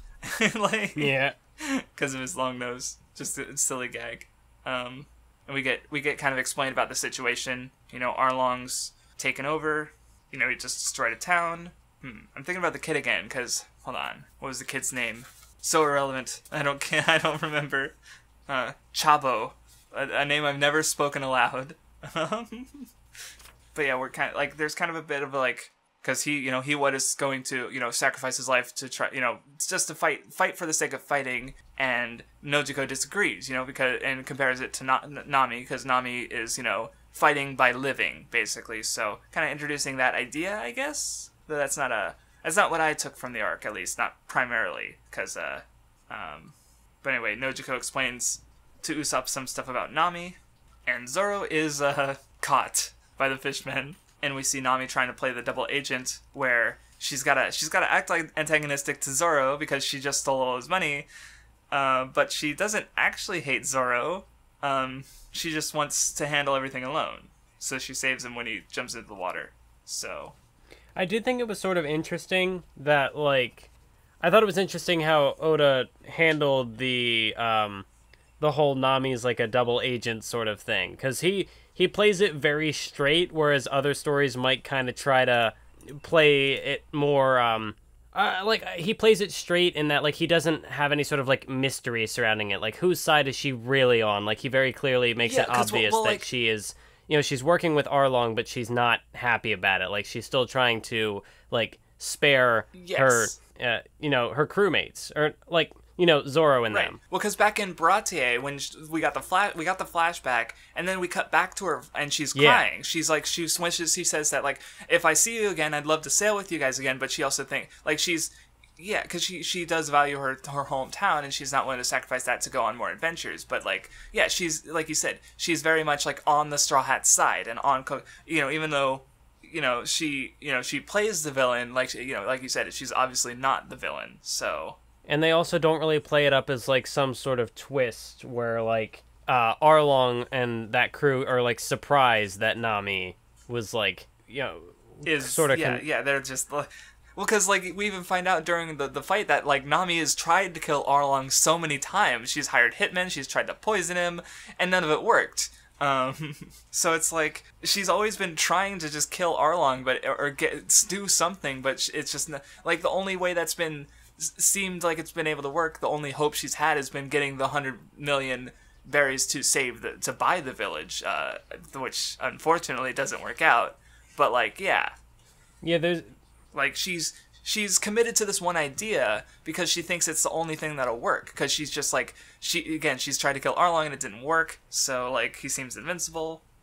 But are you gonna say something? Yeah, they just have a cool dynamic there, in that, like, they both, like, you know, he's obviously using her, and she sort of, I don't know, she almost acts in a way like she doesn't want to arouse suspicion for herself, even though she's already sort of suspected. Like, Arlong is basically, like, he already pretty much knows what she's trying to do, and he just operates with that in mind generally, and, like, it's not, I don't know, like...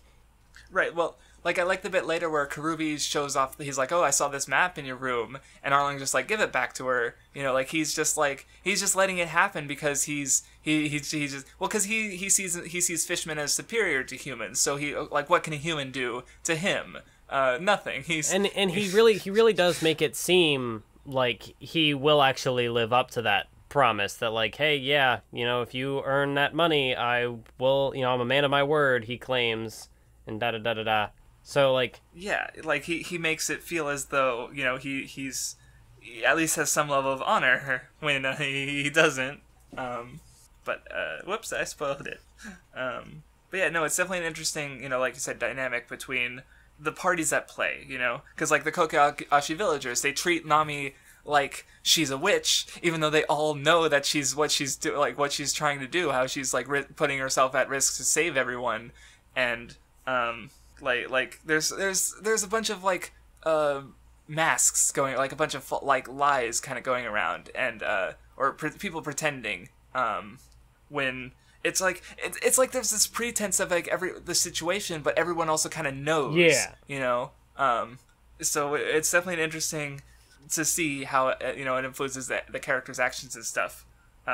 Yeah, because you even get a moment where like Zoro. I didn't think about Arlong like because he does. Yeah, he knows. I've never thought about that before you mentioned it. But like, yeah, Arlong knows Nami hates him, and but like he still gives her like autonomy. And again, because he has no reason to feel threatened by her. So, and you were saying something? Well, yeah, because like you get the moment where Zoro just tosses himself into the water to basically effectively drown himself, but Nami saves him. So like immediately we're sort of dropping any sort of like facade that like Nami is actually if you had some if you like missed that one chapter and still had doubts that Nami was on the side of the Straw Hats, like there it goes, there she's a Straw Hat, basically, or in everything but name. And because like, and it makes sense because Zoro doesn't trust her, so as he says, but so he's testing her.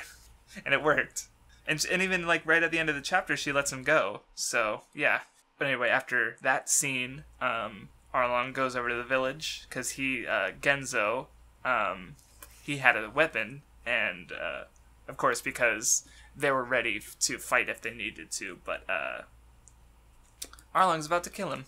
So, I just wanted to say, personal thing, because we're getting into Volume 9, and I know my little brother liked this one too, because the spine is actually bent in the middle. Like if you open up in the middle, like you can actually see where the pages are kind of fraying a bit, because this volume has been read so much.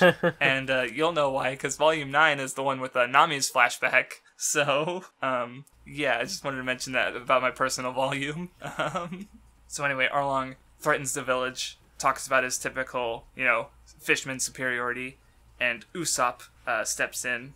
Well, I love how someone points out later about how like he's courageous one second and cowardly the next. Because he wants to be the brave warrior. Like, but he's actually is at least able to step up and do something. Like he's already had fighting experience too. But still nice to see. Even so, his fucking faces he makes when he's scared though. I love how Zoro like he doesn't just escape. He like kills most of the fishmen there. And he's just like, what should I do now? But yeah, he briefly meets Hachi while Luffy and Sanji meet Momo, the sea cow. That was a fun little exchange where it's just like, well, I love how like just the comic stuff going on where like Luffy hits it because he thinks it just wants because he wants to keep his food. Sanji comes up with a reason that a wounded animal might want their food, but then he hits it anyway.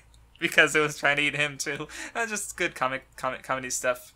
And also, I guess it's also kind of neat. I guess part of it is to show how strong Sanji is, because like, he did get his ass kicked a lot in the Baratie stuff. Yeah. So. Although when he did get beaten up, it was pretty much like he wasn't doing anything. He was just standing there. So like. Right. But it still makes him look. I could see someone who's not paying attention make it think, because that's what happens when you're talking about shonen fans. Like, oh, this character got beat up. They must be weak. Oh, this character, like, especially with the Gin stuff where Sanji was already weakened by Pearl, like, that doesn't necessarily mean, like, Gin is stronger than Sanji, like, because some people might have forgotten that he was weakened and not realized that, like, he's not fighting at his full strength. So it's like, because that's the thing about early One Piece is everyone is, like, not it's either Luffy not giving a fuck, or they're handicapped, especially Zoro. And I do like how like, we get this little interaction with the sea monster, which, like, later we find out is, like, oh, it's this big monster from the Grand Line, and it's, like, their secret weapon. But here they've already basically, like, tamed it, because... Yeah, and it's just, like, this sad crying Momo. And it's like, oh, yep, that was yeah. See, I guess what I like about this arc, like once it gets into the bigger conflicts, is compared to something like the Baratie, where there's a lot of, you've got like Pearl, which doesn't really accomplish much in that fight, and then you've got like all the crew, like there's a bit of a scuffle with the crew, and they're all just kind of standing around gawking and whatnot for most of the fight. This arc cuts... I don't want to say that it cuts out a lot of the padding, or not padding, but you know what I mean. Like, it cuts through the crap, I guess.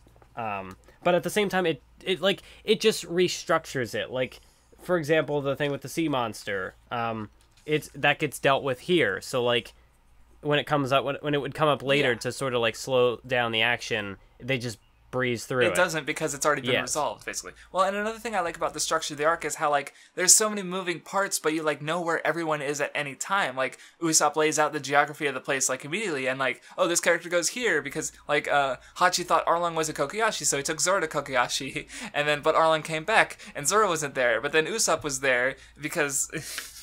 and it's just... or because he was captured, and then...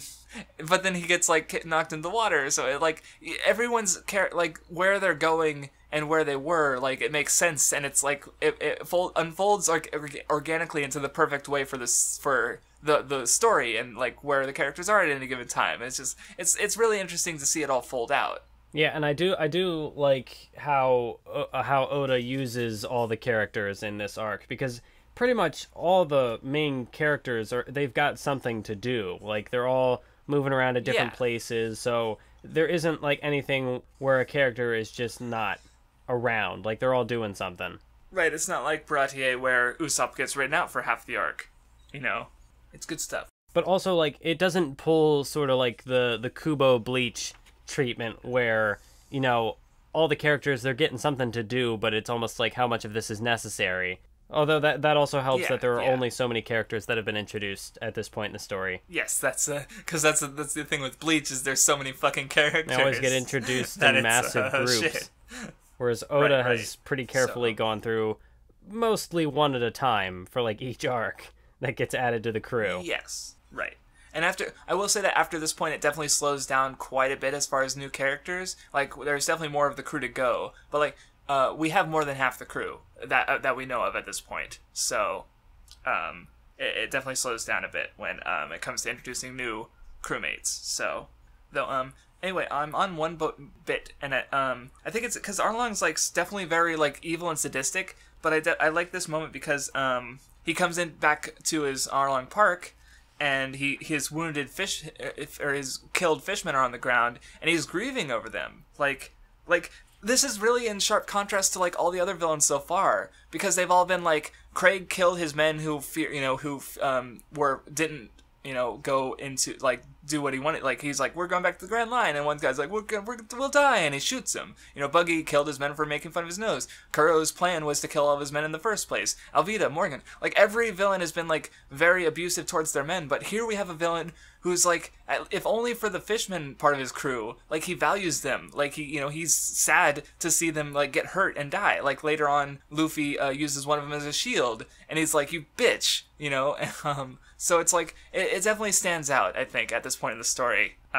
Yeah, Arlong's a good character, or, like an interesting character. Obviously, he's not a good person, but he's a good character. He's an awful person. He's an awful person, it makes but he's his relationship with Nami all the more interesting, because while he cares about his crew and he cares about like giving them autonomy and whatnot, but then he's also just pretty much Nami is someone to be used by him. Like his only concessions to her are in how useful she is.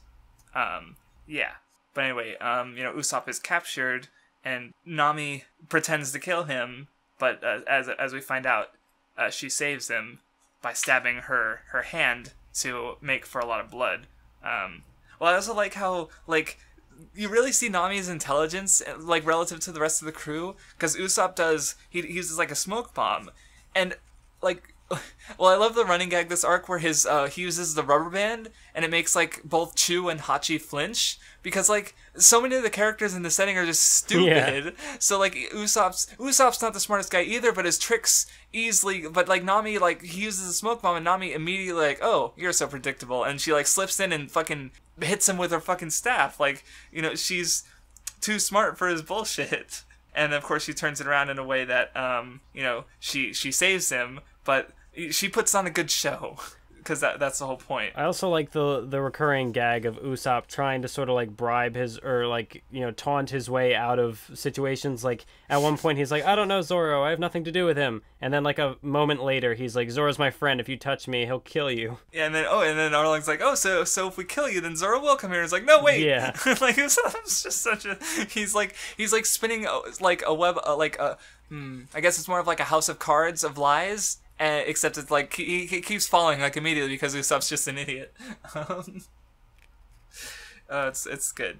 And then we get that moment we mentioned earlier with Arlong defending Nami when she's becoming under suspicion by Karubi. Like he's like that's, which I guess it makes sense. Like her loyalty isn't like, Karubi seems to I wonder if maybe the rest of the crew doesn't know about Nami trying to kill Arlong and only Arlong knows about that. So like he doesn't care. He feels Nami can't do shit to him. So and she's useful to him. So he'll defend her up to a point. And that's why I do think it's sort of cool that she's able to kind of fake him out and like pretend kill Usopp by stabbing her hand, because like then it sort of does away with any suspicion from the crew, but also yeah, because I was wondering, like, as I was reading that, like, how's Nami going to get out of this situation? Because, like, she barely managed to sort of, get by with Zoro. She managed to let him escape. But then, like, Usopp's there. So it's, like, seeing all the different ways that she'll try to, like, get herself out of situations. And, well, it's also interesting as a fake-out thing. Because, like with the Kishimoto fake-out, he almost tries to make it, like, seem as though it might have actually happened. Yeah.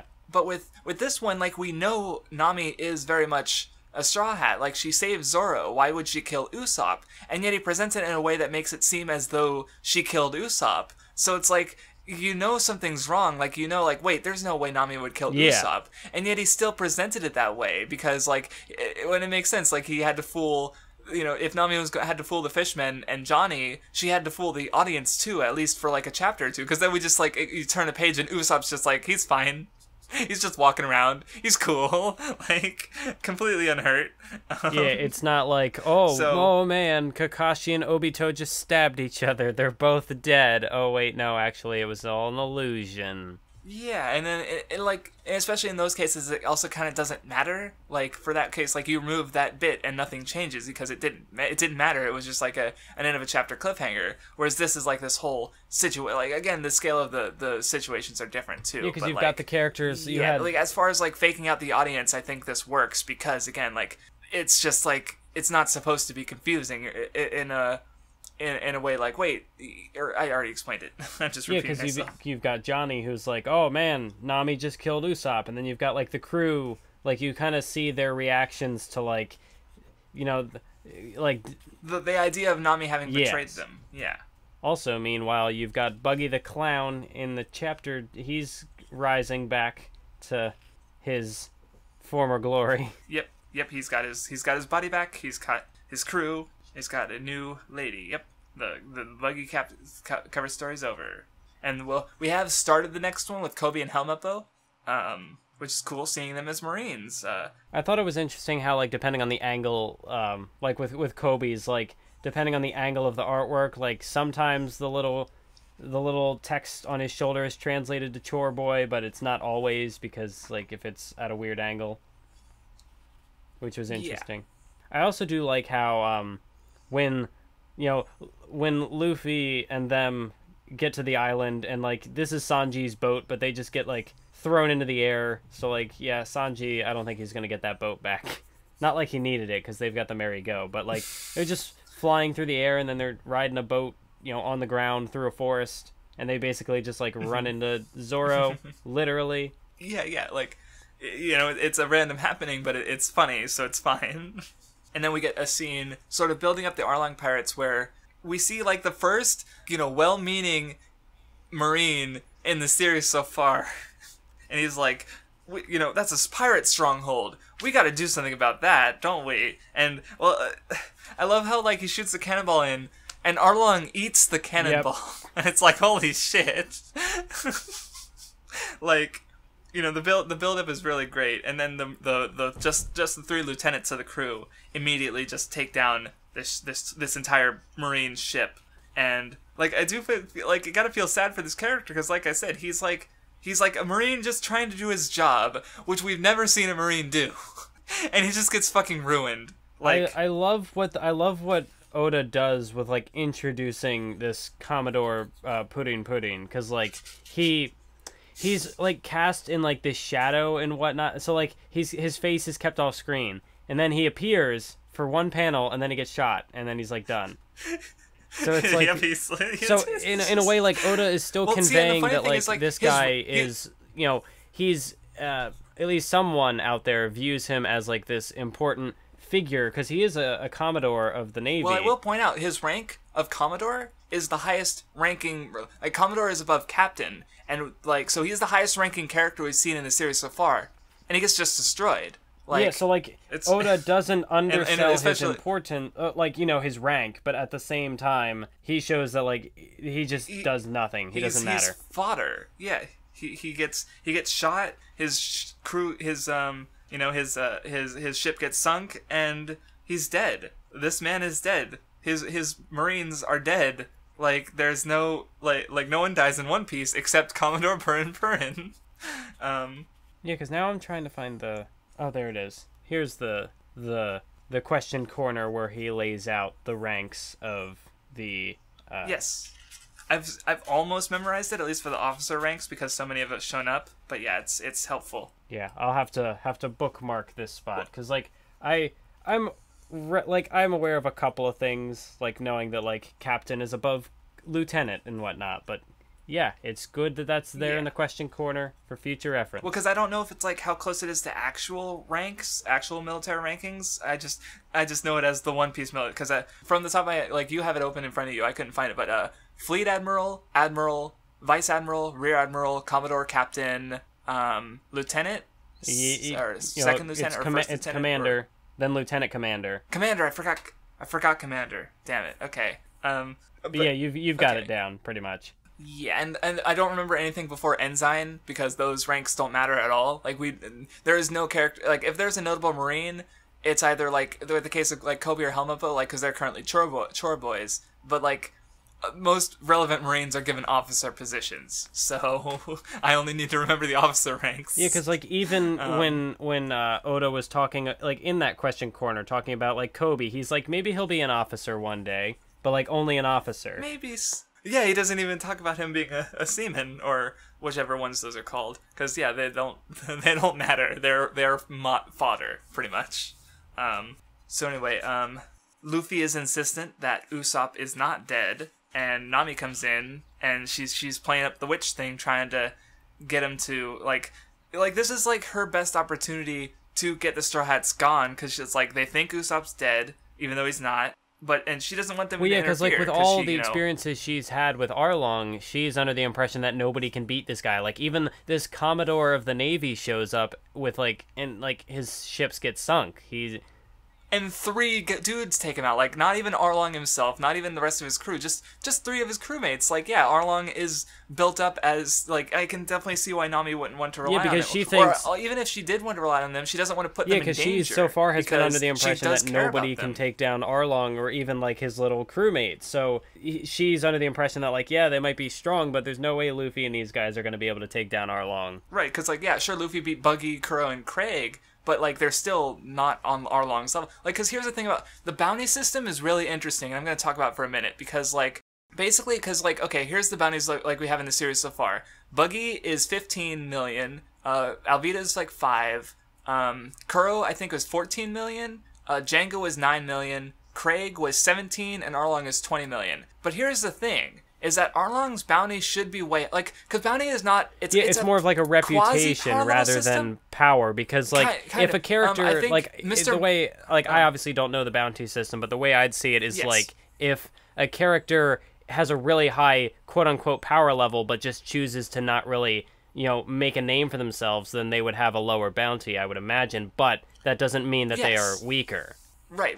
Exactly. Well, because it's a bounty is subjectively what the Marines see you as a threat.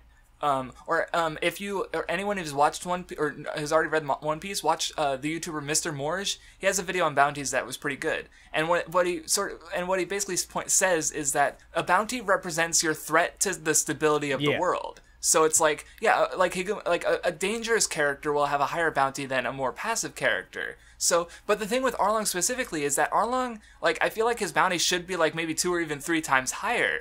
But the reason it's so low is because he's bribing Marines. Like, he doesn't want infamy.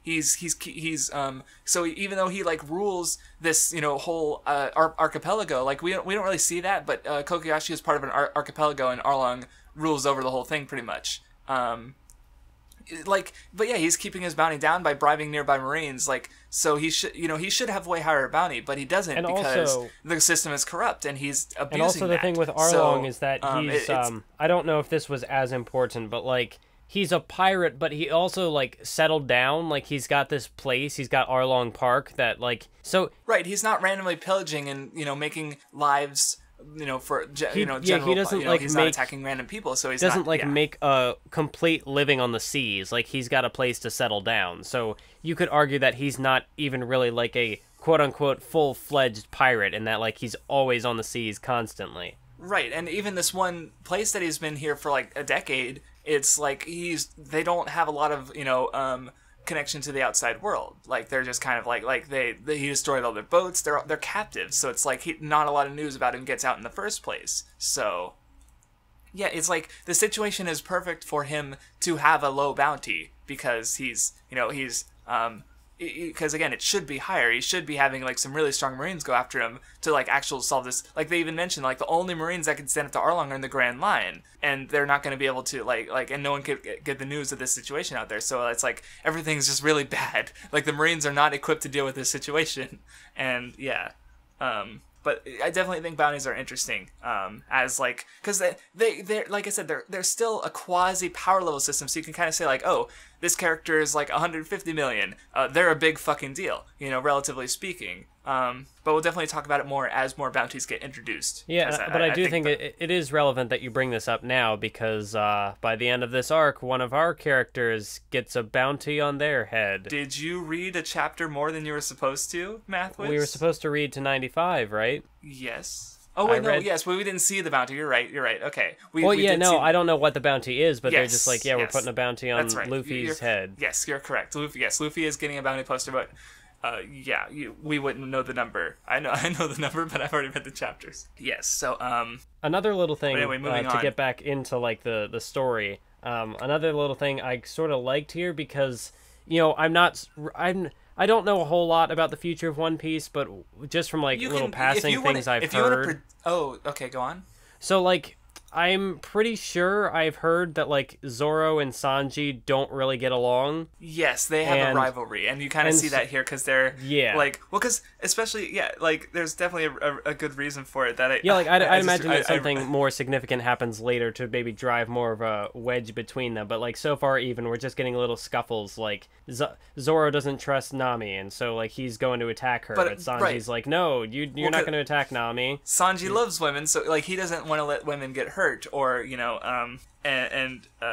because again, like I said before, he won't hit a woman. That's one of his personal integrities. So it definitely makes sense that these characters don't. They're also like basically you might have heard the term monster trio. That's basically because like looking at these 5 characters, like Zoro, Sanji, and Luffy are all really fucking strong. They're the monster trio because they are monsters. So, and even now they're still the strongest members of the crew. Like, there are new members who come in later who are strong, but none of them are as strong as Zoro or Sanji. And Luffy's definitely stronger than Zoro or Sanji. But so it's like, it makes sense. Like these two are like very close in power, so of course they'd butt heads because they're the strongest after Luffy. So, and that's also where it's sort of interesting on like what little knowledge I actually do have of One Piece, because like I've never heard of Monster Trio, but I was aware that like Zoro and Sanji have a beef, and so like that's getting set up here, and I can notice that.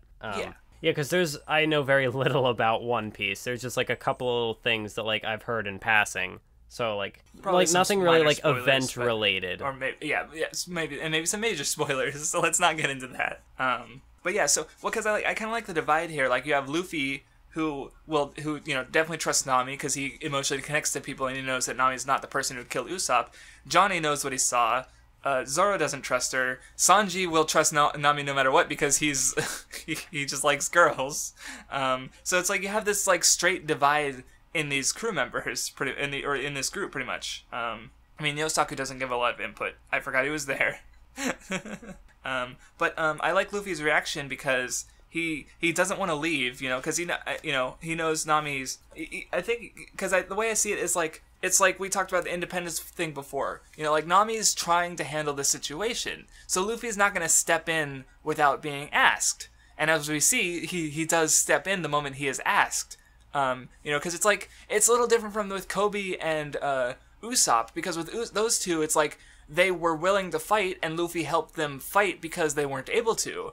But with Nami, she is in some level able to fight. She's trying. She's trying her hardest. And she's actively trying to keep them away. So, like, there's even more of a reason for Luffy to not want to sort of cross that boundary. Like, if Nami can do it all on her own, great. But Luffy's, so that's why Luffy's not going to interrupt her efforts.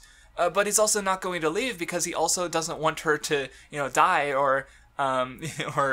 be so it's like he does want it's definitely an interesting situation, interesting scenario. It's like he's not gonna step on her toes, but at the same time he's like, you're part of my crew, so like, but like he's not doing it in like a tyrannical way, because I could almost see someone reading it as spinning it weirdly, because like, oh, Luffy didn't want to force Kobe to join his crew, but at the same time, like, here he's so persistent with Nami even when she's rejecting him, right? But like, but of course, he Nami does want to join the... Right, he on some level knows that Nami does want to be with the Straw Hats, even if she hasn't admitted it. He's seen that true side of her to a degree, so he knows even... so it's good. I also anyway, do like how... what's up? Actually, maybe I'm jumping... Actually, I think I'm jumping a little ahead yet, because Usopp does show up. Yes, Usopp. We just, like, everyone splits up, and then boom, it just like, smash cuts to him, like... Zoro's talking, Johnny and Yosaku leave, and then boom, just big panel of Usopp, like, yep, he's alive.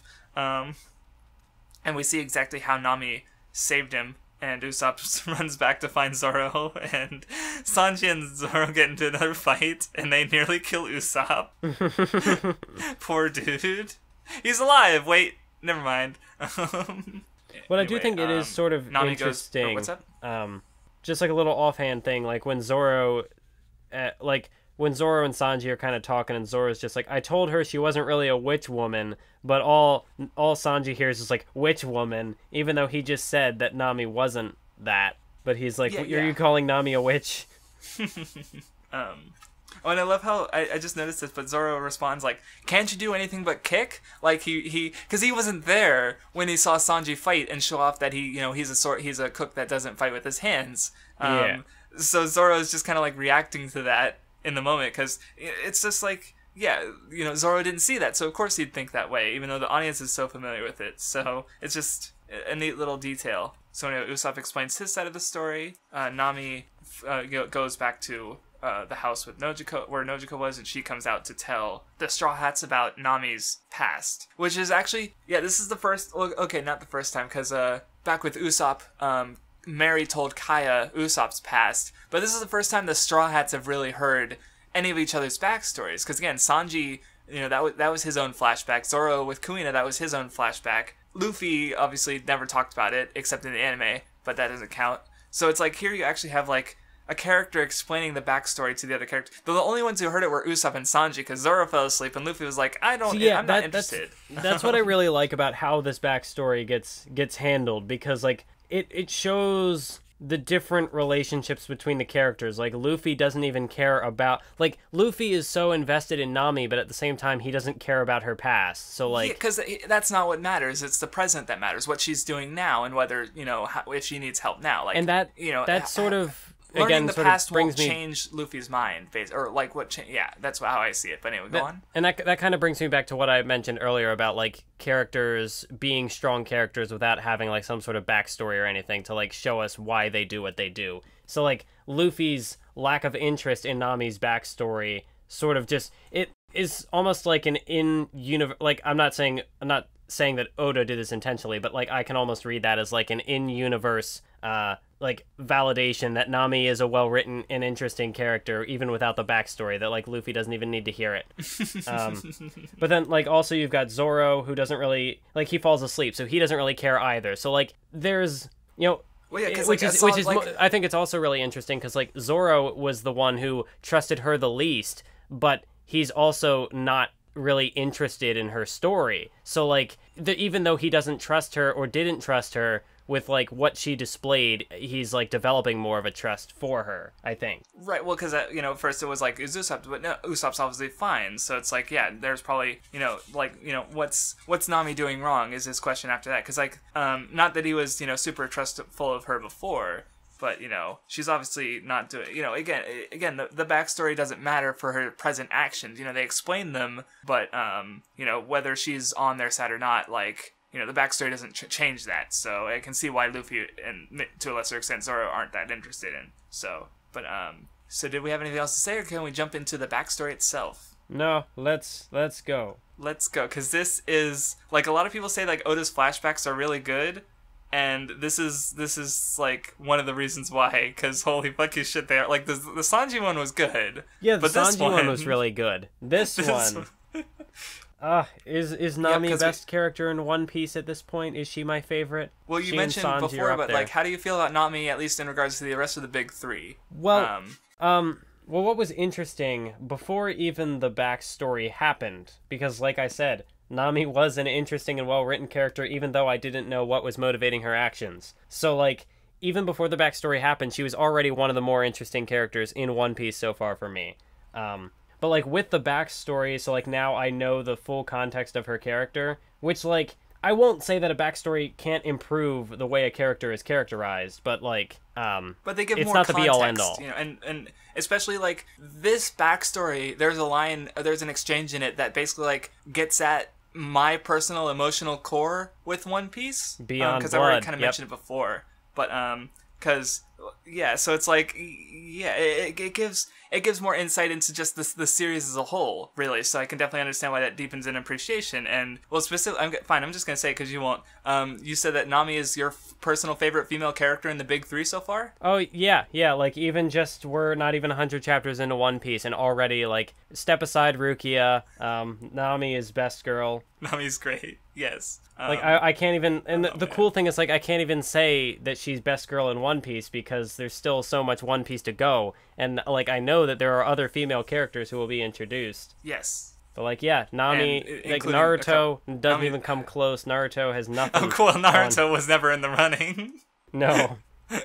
But yeah, like Nami is just so far above even Rukia, who was not, you know, Rukia was an interesting character. She was good, and I love Rukia. But Orihime is also good too. But Orihime was good, but Nami's my favorite. Nami is great. She might even be my favorite character in One Piece at the moment. That's the thing is like, because the thing about just how the arcs are structured in One Piece is like, Luffy always gets a lot of focus. So if you like Luffy, you're good. But like, well, because we talked about it a bit with Bleach and even Hunter x Hunter, where it's like, if you just don't care for certain characters, then for stretches of the story, you're not going to be as engaged. Like, I just got a Curious Cat question about someone who, they don't care for Kurapika. So it's like, they don't care about the current arc at all, because the only main character is Kurapika. So it's like, you know, that's understandable, you know? Like, so it's like, but the thing with One Piece is that, like I personally do like all the Straw Hats, but like, you know, so if you really like Nami, like, yeah, there's going to be a bunch of arcs where Nami is not a major character, you know, and, you know, because other Straw Hats have to get attention too. So it's like... But even with that, like, that's perfectly fine, because, like, Oda has, like, even though I say Nami is probably my favorite character at this point, like, Sanji's also really good, Luffy's also really good, Zoro's also really interesting, Usopp is interesting, so, like all these characters are good. But I guess the big issue, especially later in the series when the arcs are really long, is, like, there's a few characters who haven't had a lot of focus in a while. And it's kind of sad, but at the same time, it's like, I can't say it as a negative until the story's over, because it's like... Yeah. Like, again, like I just said, Sanji has gotten a lot of focus in the last arc, and I really want every Straw Hat to get that, but that's like, there's a bunch more Straw Hats to get to, so it's going to take a while, so it's like... And you do also have to consider just you know, the way everything works out in the narrative, because like we saw in Bleach where like every character would try to get a moment. This is what happens if you give every character focus in every arc.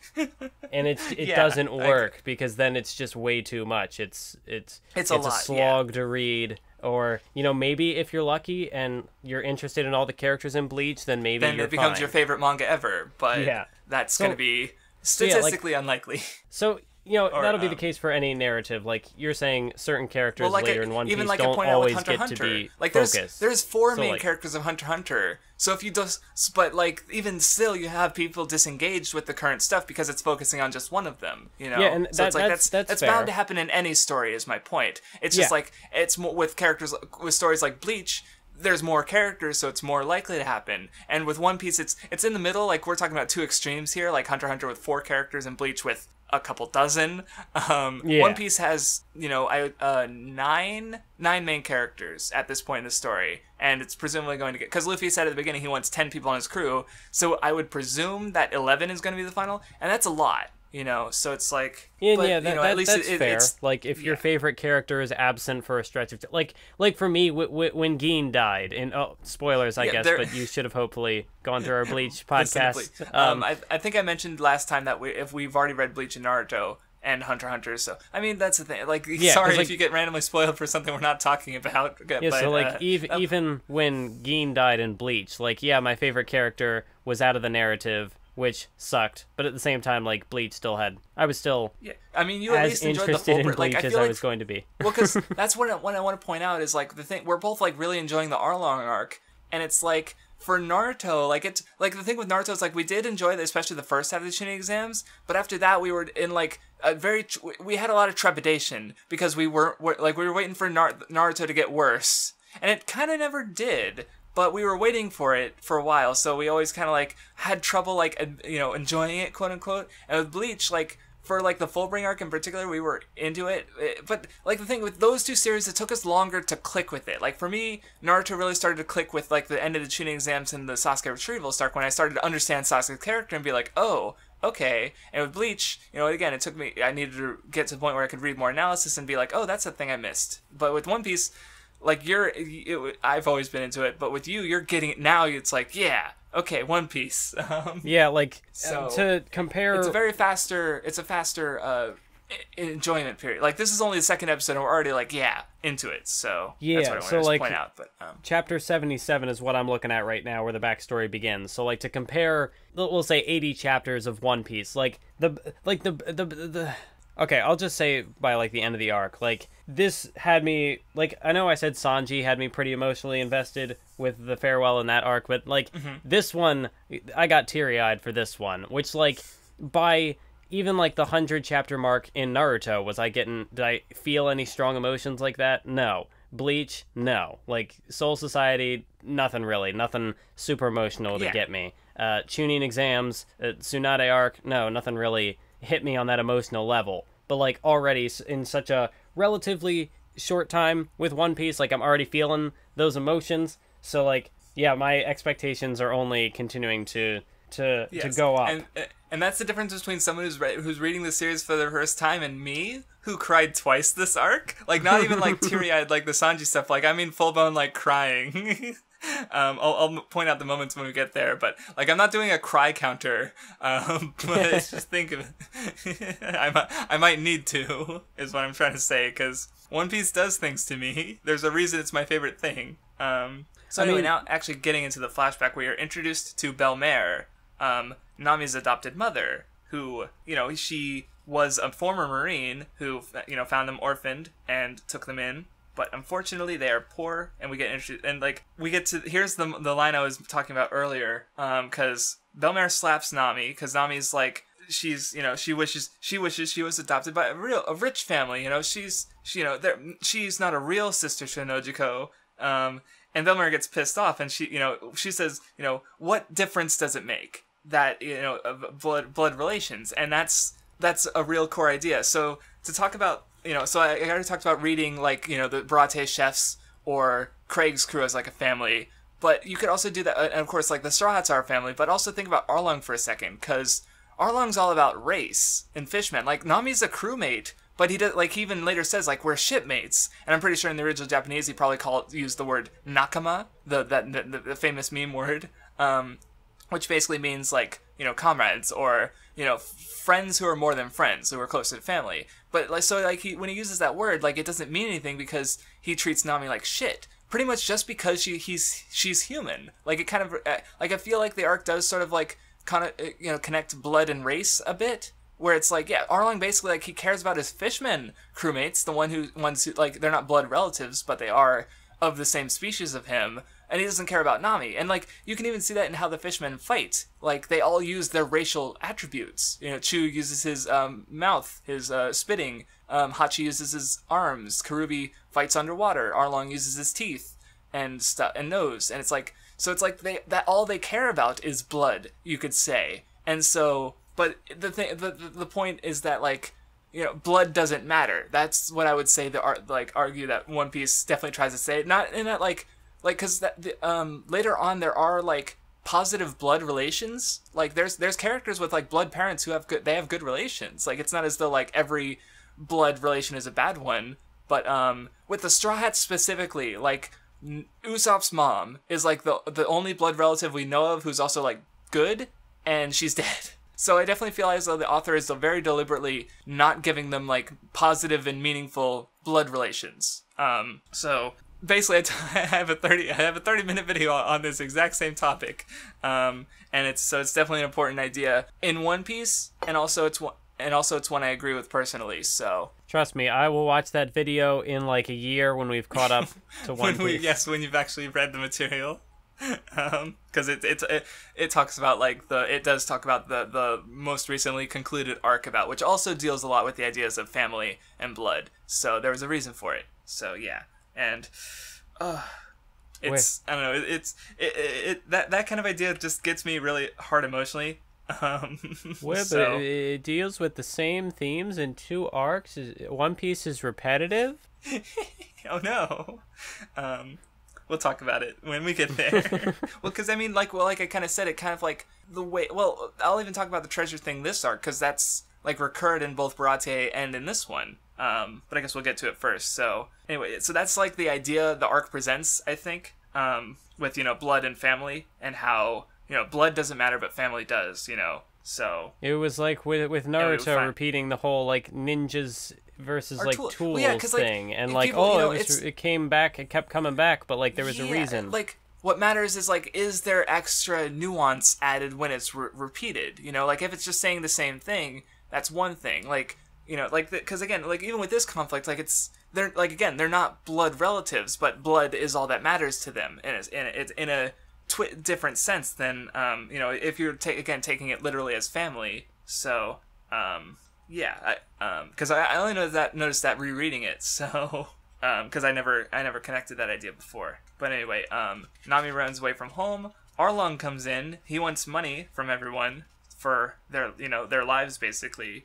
And I think that's the reason that I cry in this flashback, because, like, it's like the choice is presented where, you know, Bell-mère can either, you know, spend, you know, the money to save herself and, you know, send off Nami and Nojiko. But then she actively says, like, no, I have two daughters. This money's for them. Even though, like, they weren't there, like, they were hidden. So Arlong didn't even know that they... But, like, she was proud that, like, she had these kids. Well, she couldn't deny that they were her family. She couldn't deny that they mattered to her. And so she made that choice to, you know, to be, like, kind of like what I was talking with Sanji and Zepp, to let her children live in exchange for, you know, the parents. Like, this is... Like again, even though they're not blood related, like, they are a family, and it's like, fuck, the moment when Bell-mère, oh god, this is when I start crying, is when she sacrifices herself, pretty much, and fuck, it hits so hard. There's also sort of like a tragic element to it, because, like, Arlong's fish were about to leave, but then, like, they saw the smoke from the chimney, and it's because she was preparing a meal for her family, and it ended up like, I just realized how, like, really great it is, like, how many times, like, because there's so many, like, little hopes, like, even when they notice the smoke, they realize, like, hey, she has just enough money to save herself, and we can save you, you know, everyone can live, but then that hope keeps getting quashed. And then even like later, like shortly after the flashback, Nami's almost got enough money. She almost has that hope realized, and Arlong snuffs it out. Like, just Oda, you dick! You can't keep doing this to me, because he keeps giving the characters and the audience these hopes, and then he keeps no, it's terrible, and I love it. Oh my god! Like, I'm trying to think of something substantial to say here, but I think I already did. Like, I already got the idea out. This is probably, like, I was even thinking it was Sanji's backstory, but definitely here, like, if I had been watching this in the animated form, like, with the music and whatnot, to probably, like, really hammer home those emotions, I bet I would have been bawling like a baby. There's one moment in particular later that I do think works better with, like, with the voice acting, because, like, I'll talk about it later, but it's, like, this, yeah, they would probably work, because there is actually, an episode of Nami, TV special that adapts the Arlong arc into about an hour and a half. It was decent. It definitely has to make concessions for that runtime, but you know, it's definitely got some good stuff in there. What? But does that mean with music and voice acting that anime is emotionally manipulative? What? It's almost like all art is deliberately emotionally manipulative. Some people actually don't understand that. Like they'll like that's like it's like this thing is unrealistic. This thing is manipulative. This thing is it's literally every piece of art and media ever. Everything's, you know, political. Everything has ideas that it wants to get across. Everything is manipulative. Everything it's just intrinsic to the fucking medium. To art storytelling in general. Yeah, if you're not writing a story, anyway, like if you're not writing a story that you want to emotionally resonate with people, then you're not writing a good story. Yeah. I guess Bell-mère sacrifices herself. She dies. And of course, right after that, we flash back to her, you know, saying that she's going to raise them. You know, a flashback within a flashback. Yeah, recurring. Well, I love how he does it with he has the gray borders instead of the normal black borders. Yeah. So it's like, and I don't think he's ever had a recurring flashback within a recurring flashback. That would be hilarious. But but yeah, Bell-mère is gone. Arlong takes Nami because she's useful, and we get further sort of like because Nami comes in with money and a tattoo. And, you know, where we see how the village demonized her because she betrayed them. But, of course, Nojiko and Genzo know the truth because she cared about Bell-mère. But it's also sort of, like, tragic how it's initially portrayed in this flashback, which kind of shows, like, how it mentally scarred Nami. Because, like, she comes back and one of the first things... Well, not maybe one of the first things she says, but, like, she's like, look, they gave me this money. They said they'll buy me anything I want. And it's sort of like the contrast because, like, no, she was poor before, so she couldn't have whatever she wanted. And then, you know, you get the comment from Genzo? Is that the name? Yeah, Mr. Genzo. You get the comment where he's like, she doesn't even consider Bell-mère to be her mother. And it's like, yeah, because she's all about money, but it's... Yeah, but of course she doesn't. It's like going back to the treasure thing. It's like money is like she treasures the town, the people. You know, she wants to save them. So it's like the money is just a tool to do that. So yeah, it's good. But she resolves to take on everything onto herself and handle the whole situation alone. You know, Arlong gave her an out. She's gonna take that hope. And did we have any other thoughts to say on the flashback? No, I think we covered it all. It's really good. I agree. Because it's still making me cry like a fucking bitch after all these years. So anyway, yeah, Nojiko finishes the flashback. Usopp and Sanji give some input. Yeah, of course Sanji is fucking pissed. He's like, I'll beat him to death. Yeah. And then, anyway, then Nezumi comes by. He's after some treasure. Totally just, you know, you stole it from pirates, therefore it's government property. I only know exactly how much you have. For some reason, fuck. God, this corrupt fucker. And what's really interesting that I mean, like, it's the case in pretty much all the arcs up to this point, but it felt more, because, like, there were some little, like, straggler characters in, say, the Baratie arc, like that one cook guy who didn't seem to Yeah, Patty did some stuff, but Carne not so much. Like, he was just kind of there. Yeah. Whereas, like, here in this arc, like, pretty much every character seems to, like, it fits the story this arc is telling almost perfectly, dare I say perfectly, because, like, even at the very beginning, when you get introduced to, like... I'd say the doctor is, like, the only one who kind of doesn't do a lot, but even then it's like he was never given a lot of... He's never even given a name, so it's like, what do you expect? Because, like, at the very beginning, you're introduced to Arlong talking to this Navy guy, and it's like, oh, well, what relevance does that have? Well, then later on in the arc, the Navy guy comes back, and it shows that twisted relationship and how they're trying to screw Nami out of her money. Yes, exactly. And then you've got even, like, the little boy who showed up at the beginning, who Nami, beat up. He keeps coming back in the arc. Mm-hmm. Yeah, it's all really good. It's definitely very well constructed. That's why it almost felt like felt like a... I don't want to say, like, it still feels natural to One Piece, but, like, I don't know how this arc is so much, like, why I think it's so much better than everything that came before it. Like, it's like everything that had been getting built up to it just, like, clicks into place, and, this is just so good. I don't know why. Well, I mean, I know why, but I don't know how the sudden just shift happened.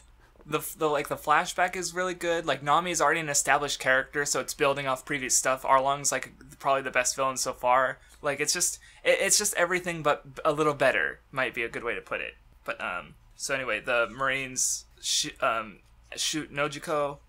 She gets pissed, and, like, even when Luffy kind of comes in, she just yells at him and runs off to go to Arlong, and he, because she, when did I break my promise? Like, he's just being a fucking cunt. Holy fuck, Arlong, fuck you, you bitch. Oh man.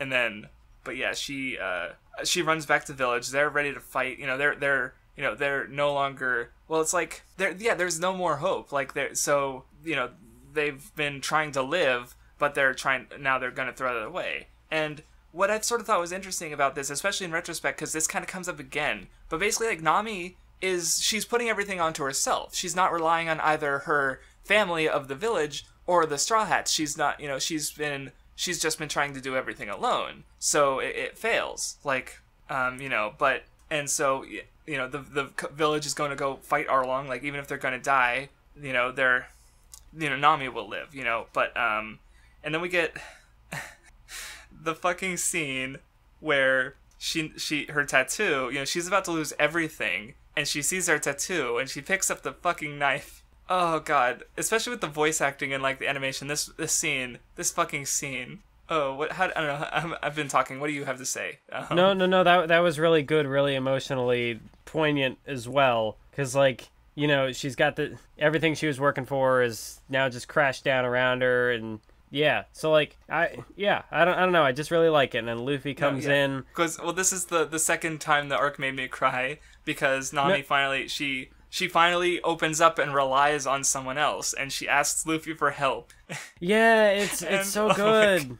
And he puts the hat on her, and yes, it's just he's because that's where you get that's where the arc very much delivered, because not only does that, like, show that Luffy, she's a part of his family, because he's willing to trust his treasure to her, but that was after she was willing to trust her treasure of the village to him. She finally asked him for help, and, like, the fucking crew is just like, they're fucking assembled, they're ready to fight, and so fucking good. Oh my god.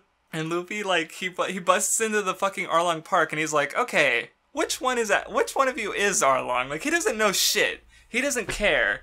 But, like, well, no, he doesn't, like, but he knows, they fucked with Nami, so that means they fucked with Luffy, and he's gonna fuck up their day.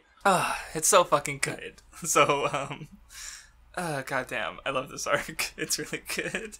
So, any final thoughts before we go into the actual fighting, or? No, everything to this point has been, like I said, this arc is about as close to perfect as I feel like it can be. It's great. God, and I haven't been mentioning the art a lot, but, like, there's so many good expressions. Like, a lot of the faces Nami makes, Luffy's, like, getting pissed. Like again, Oda's, we've already talked about his expressions before, but they're still so fucking good. No, it's all really good. The sad stuff is sad. The badass stuff is badass. Like, he just nails it. That panel of the four standing there. Well, some of them are sitting there, but they're all ready to go fuck shit up. Yes. It's Oh, it's good shit. Good. It's good. And then, of course, so anyway, they bust in. The invasion of Arlong Park has started. We got the mention that you mentioned earlier where Momo is summoned, and he's like, oh, it's the sad cow.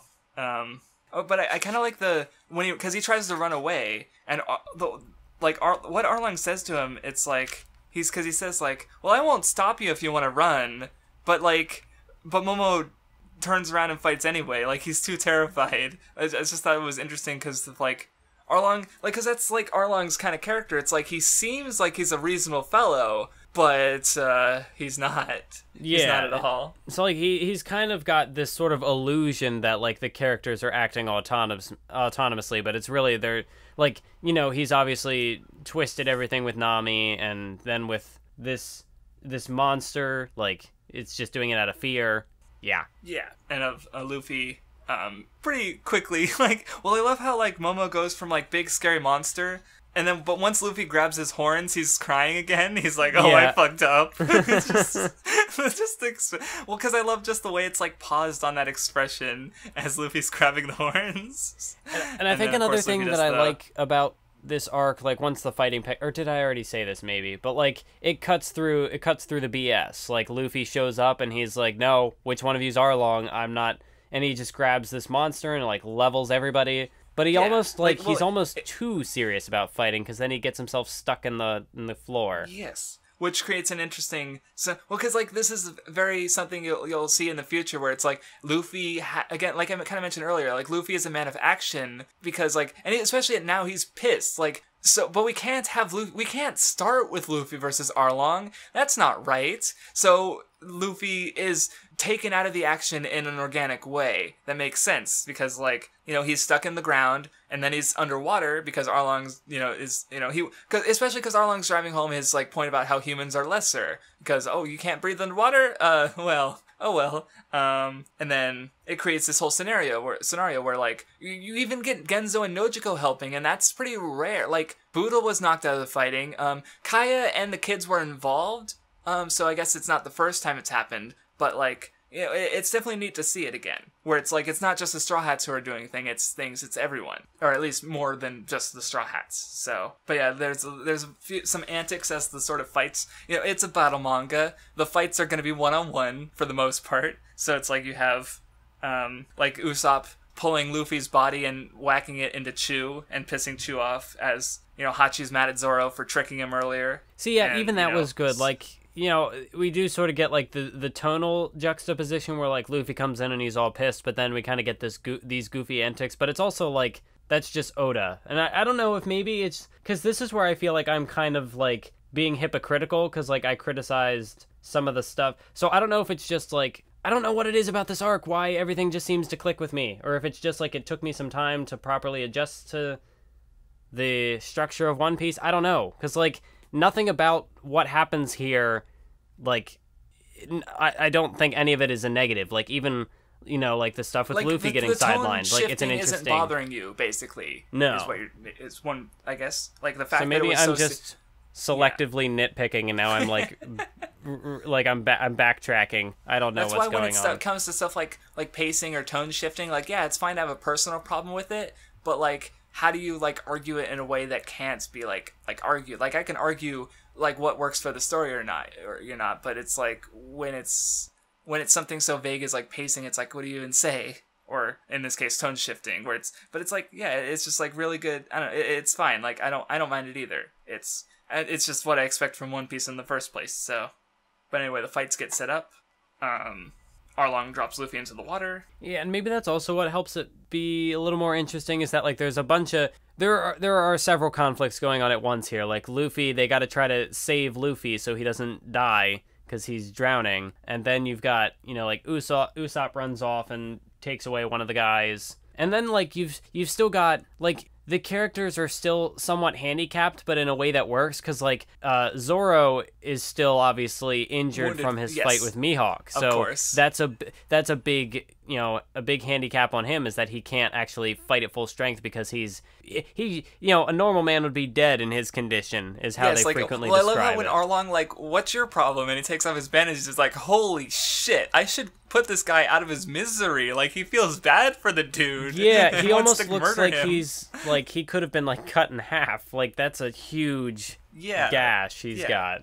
But he's And of still course, Sanji standing and fights fighting. Kirby underwater, so of course he's also, he's fighting in his, like, in not a very good environment, so... Yeah, but, like, there's a reason why he's in the water, because, like, there's only so much time to save Luffy, so he's like, well, I gotta go do this. And they didn't know about Genzo and Nojiko, so for all they knew, Luffy was, like, on his last legs, so... But what's cool about this is, because the characters are still handicapped, even going up against a guy as strong as Arlong, they can kind of do the Shounen thing, where the supporting characters get knocked down to really put over the big bad guy, and then the main character shows up and takes him out. But, like, I do have to question, like, if Zoro and Sanji were at 100%, because by this point Sanji, like, in his fight, he gets pulled underwater and he gets messed up pretty badly. So it makes me wonder, like, could those two have handled, individually, how would they have stacked up to Arlong? So it does, it's not like, I don't need to know for, like, power scaling purposes, but, like, who would win? But, like, just for the future, like, if these characters went up against stronger opponents, like, who were on the level of Arlong, like, it wouldn't surprise me, because of how... it's like, because you were talking about the tension earlier, where it's like, the characters not, especially Luffy, not taking things seriously might affect the tension, but in the long term, it does work for the story, because you're able to put these characters up against, like, stronger foes, like, later, but, without, like, affecting the power curve, pretty much, and it's really cool. So, I guess the first one that happens is Zoro versus Hachi, and I know what I want to say about this one, but did you have anything you wanted to say? Hachi is a dork. He's a dummy. There's so many good gags. Like, I love when he's like, "You cut my hair. Do you think I'll forgive you?" Well, you're right. It's hair. It just grows back, and it's like, okay, that's nice. Though I guess, going back to the question of, like, what is a swordsman, like, Hachi, well, because Zoro almost basically spells it out, because he says that his swords are weightier. I'm not a fan of the translation, but I get the point, because it's like, Hachi is very much a swordsman because he just happened to pick swords. Like, he doesn't need to be a swordsman. Like, he even fights with, like, headbutts, and he doesn't even have his swords. He doesn't carry them normally. Yeah. He had to go grab them. So it's like, and he talks about, like, how his swords are heavy, but there's no, I love the difference in how they fight because of the levels of technique they use. Like, Hachi's idea of attacking is just, like, hack his opponents to shred with 6 arms. And that would work against most guys, but Zoro's really strong and skilled with a sword, like... See, I know you said to think about what Mihawk said, or sorry, you're trying to say something. Well, no, I'm kind of cutting you off, but, like, what you were saying about you didn't like the translation of weightier, I, for one, I really like that, because, like, Hachi reads it as, like, oh, well, my swords are heavier than yours, or whatever, like, they're stronger, but, like, what I interpreted it as was, like, weightier in terms of, like, ambition and that sort of thing, like, to build off of what happened last time. Yes. So, like, Zoro wins this fight. Like, I'm not sure how. I'm not gonna.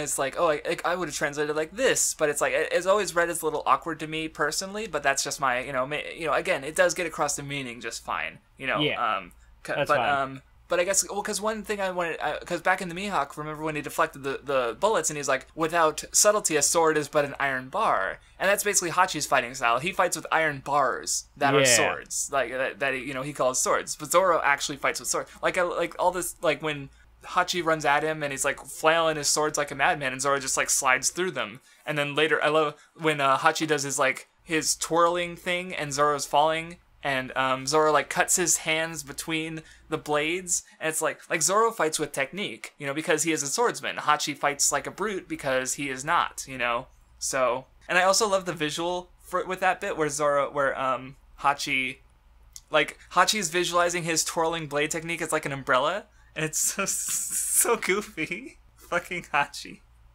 But yeah, it was a decent fight. I liked it, and it's neat. Appreciating Zoro more.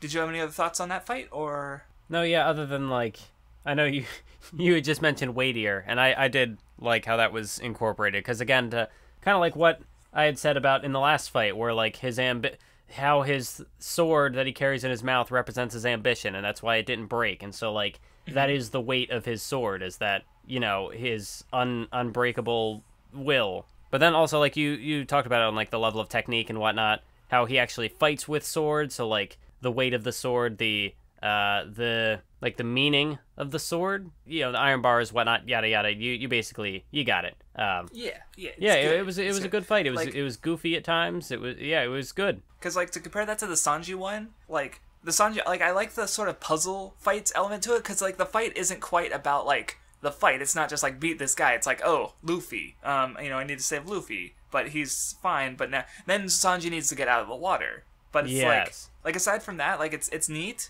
But Yeah, like, it's not like the Zoro fight where it's sort of continuing to kind of like build on his characterization and look at it from more of like an ideological level of like the meaning of a swordsman, continuing with to Sanji, further that it idea. feels like it's more of a technical there needed to be fight. a fight.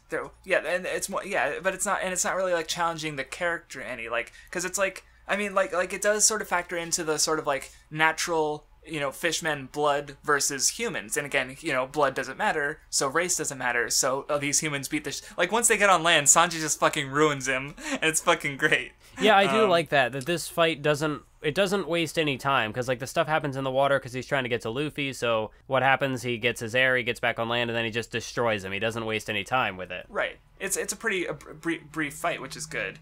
Because I don't think it's as interesting, at least like again from the thematic ideological lens, but on at least on a technical level, it does some cool stuff. You know. Yeah. But yeah, like it doesn't overstay its welcome. It's good. It's fine. It's fine. Yeah, that's the big thing, is it doesn't overstay its welcome. So it's fine. So anyway, then we get to Usopp, and he's dead. The end. Usopp died. End of story. But well, because I mentioned earlier about how like I feel like he was written out of the Baratie arc because he doesn't have a lot of integrity, and here you kind of see that because he's thinking, oh yeah, I lost. Sorry, I couldn't fight, guys. It's okay, Nami. It was hopeless anyway. But like, then you're getting all the flashes of, you know, how all the other characters treat defeat, and then Usopp. See, because that's what I like about Usopp, is that his character, like, he wants to be less cowardly, but his arc just doesn't conclude after he takes down Kuro. Yes, well, that's the thing, is because like conflict. What One Piece doesn't have character development, like, and then like here you have it shoving it in your face, like the fucking character development he's getting. Like he literally like.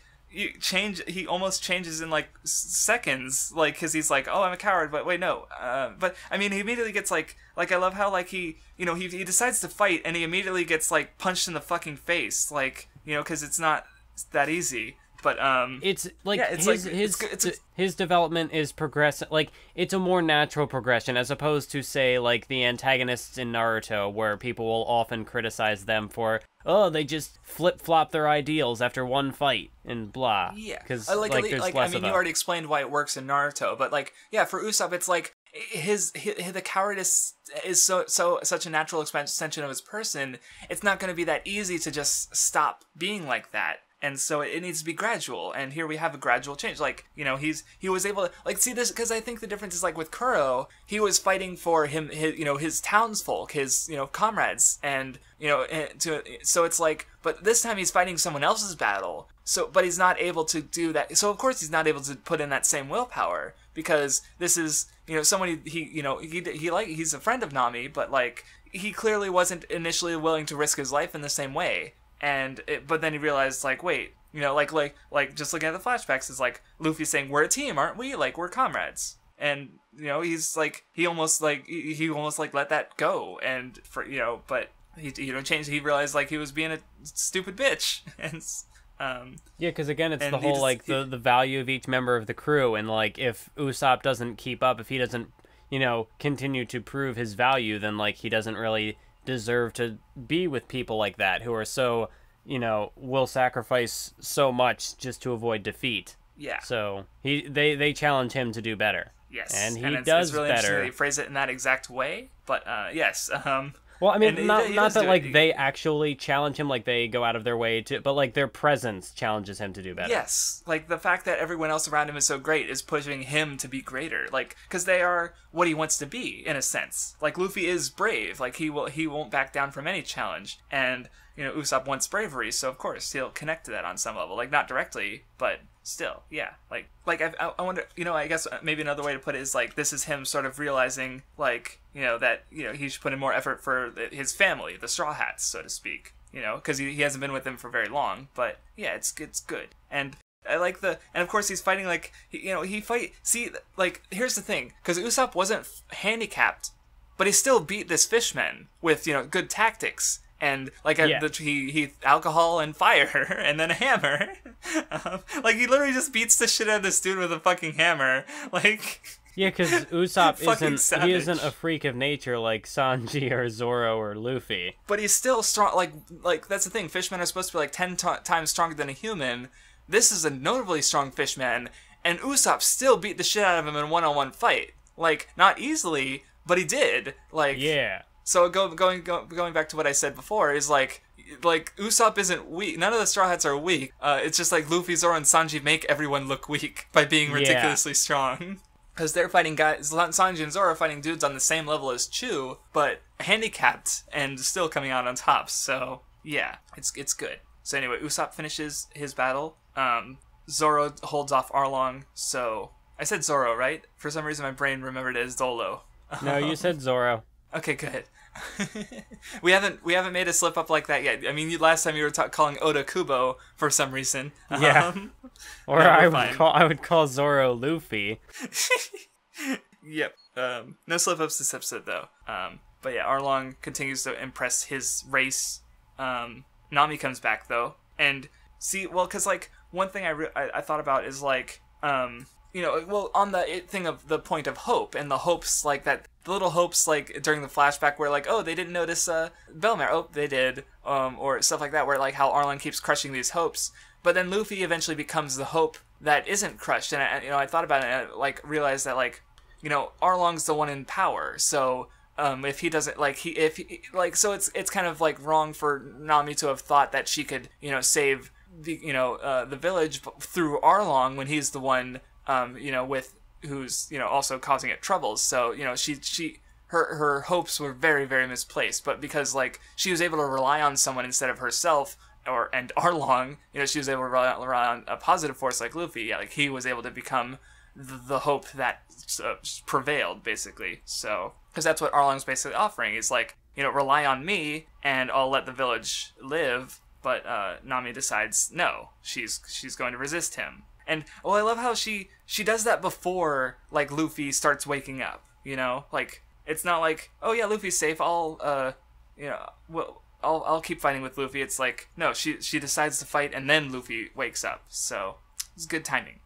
But, yeah, so Sanji saves Luffy after Hachi gets up. Oh, yeah, you get the moment I talked about earlier where, Arlong sees Zoro's wounds, and he's like, holy shit. But then Luffy's finally free, and it's time for the final fight of the arc. So did you have any specific thoughts about Luffy versus Arlong? I do like how it starts off where Luffy just grabs Zoro, and they just swap places. So, like, Zoro, his bandages have all been, like, removed, and he's just, like, cut open, and all his wounds are there, but he's like, no, sorry, Zoro, you're gonna go flying. And then, like, the last panel of the chapter is like, I'm gonna kill that fucker. Like, yeah. Zoro. Oh, my God. Very sad. And like what you've been alluding to one moment that's about to happen, but like I also like the one before that where Arlong's like, my fishmen teeth are so strong they can crush stone, and Luffy kind of directly shows that like blood, race and blood don't matter, because he's like, I can crush stone too, big whoop. Like, yeah, sure, the fishmen are quote unquote naturally stronger than humans, but they're not the strongest, like humans can be stronger as shown, like the fishmen keep getting destroyed by humans, so it's like, yeah, sure, they get a little bit of a leg up, but they're still ultimately weaker in the end, so it doesn't matter. And then we get the great moment where Luffy, he attacks Arlong with swords, and Arlong deflects them because Luffy has no idea what he's fucking doing, and Luffy punches him in the fucking face. Yeah. Because, like, as he says, it's like, he doesn't know how to navigate or cook or tell swords or use swords or tell lies. This was the part that I liked, because, like, it... Yes. It kind of tied back to the Baratie... Or not Baratie, but... Well, yeah, it did kind of tie back to the Baratie stuff. Although now I don't remember what that connection was, even though I had it in my head earlier when we were going through Baratie. Explain yourself and maybe I'll remember it. Well, because, like... he's talking about how he can't really do anything on his own. So, like, you know, all the stuff that Arlong is talking about, like, you know, humans are weak or whatever. Luffy's like, yeah, we might be weak, but, you know, we band together. And, like, Luffy, he's got these people to sort of make up for his weaknesses. Like, he's got Nami to navigate and Sanji to cook and Zoro to slash things. I don't know. Zoro to use swords. And, well, because, and even it goes back to, like, because, you know, Nami was, you know, relying on herself, even though she can't do everything. But because she was able to rely on, you know, the Straw Hats, they were able to make up for what she couldn't accomplish. And Luffy relies on his crew in the same way. And that's basically what he's telling Arlong. But Arlong, of course, like, Arlong is, you know, he's strong enough that he doesn't really need his crew. Like, he's honestly the opposite of Krieg in a way, because where Krieg is kind of everything because of, you know, other things, Arlong is so like, he has a sword, but everything, like, he's really strong on his own. Like, Sanji even says, like, compared to other fishmen, he's in a league of his own. Like, he is really strong, but like, it's not that he only relies on himself, but at the same time, like, he very much calls the shots. He very much, like, you know, lords over everything. So, and he doesn't, like, Nami, you know, has her sea charts and stuff, but he doesn't really recognize her as valuable because of it. He just, or he doesn't treat her fairly because of it. You know, she's still just a human. He doesn't care. So, but it was good. It was good. Good stuff. I like this part. It's really good. And after that, most of the fight is just, like, neat, you know, technical stuff. Like, I love, like Luffy's shield, where he, like, just puts 4 fingers in front of his face, and it works perfectly. Yeah. Because he catches Arlong, and of course, you know, lots of, like, characters doing, you know, Arlong's doing stuff, Luffy's doing stuff with their powers. It's cool. Like, yeah, this fight is definitely a little bit longer. I'm not sure if it needed to be, but I don't mind it personally. Did you feel that, like, the fight was too long, or? Because, like, you do get interesting moments sprinkled in. Like, just you get the goofy antics of, like, Luffy just wearing Arlong's teeth, because, like, oh, your teeth are so strong, well, I can use your teeth. And then you've got, like, I guess really the only other interesting thing I can think of from this fight was when they get into Nami's room, where she's got all the maps and whatnot. Yes, I was gonna get to that, because that's where, you know, it really drives home how differently they treat her, because, not, you know, Arlong's like, I'll use her, but she's my shipmate, that means it's fine. And Luffy gets fucking pissed and starts destroying the room. And it's so good. Well, because, and there's another moment, because I talked about this before about, like, how against Kuro, you know, like that's the thing, is, like, even though this is a serious fight, Luffy is still dicking around. Like, he's, like, using teeth and swords. Like, he's not taking it seriously. But then, once they get into this room, Luffy grabs the sword, and Arlong can't move it. He can't, like, Luffy's not even gripping it very well, but he still can't, like, move it at all. Like, this is Luffy getting pissed, and the fight ends in one more attack. So, like, Luffy's, like, yeah, even all that said, Luffy is, like, still goofing off. Like, with Krieg, he was at a huge disadvantage, but in this, like, again, once he gets mad, the fight is over, pretty much, because Arlong attacks him, Luffy bends his nose, and then Luffy does his, he brings down the whole building around Arlong, and that's it, that's the end of the fight. So, what I did think was sort of interesting about Arlong, compared to, like, the other sort of antagonistic figures that appear in the series, like, sometimes when they, or I guess not sometimes, because most of them have done this, where, like, when they're being defeated or whatnot, or they're on their downfall, they start to sort of look goofier, or, like, they'll have, like, a goofy, like, I've been defeated expression, you know, where, like, they're, but, like, that, you don't really get that with Arlong, and I guess it's because, like, the situation surrounding it is more serious, because, like, he's a bit of an asshole.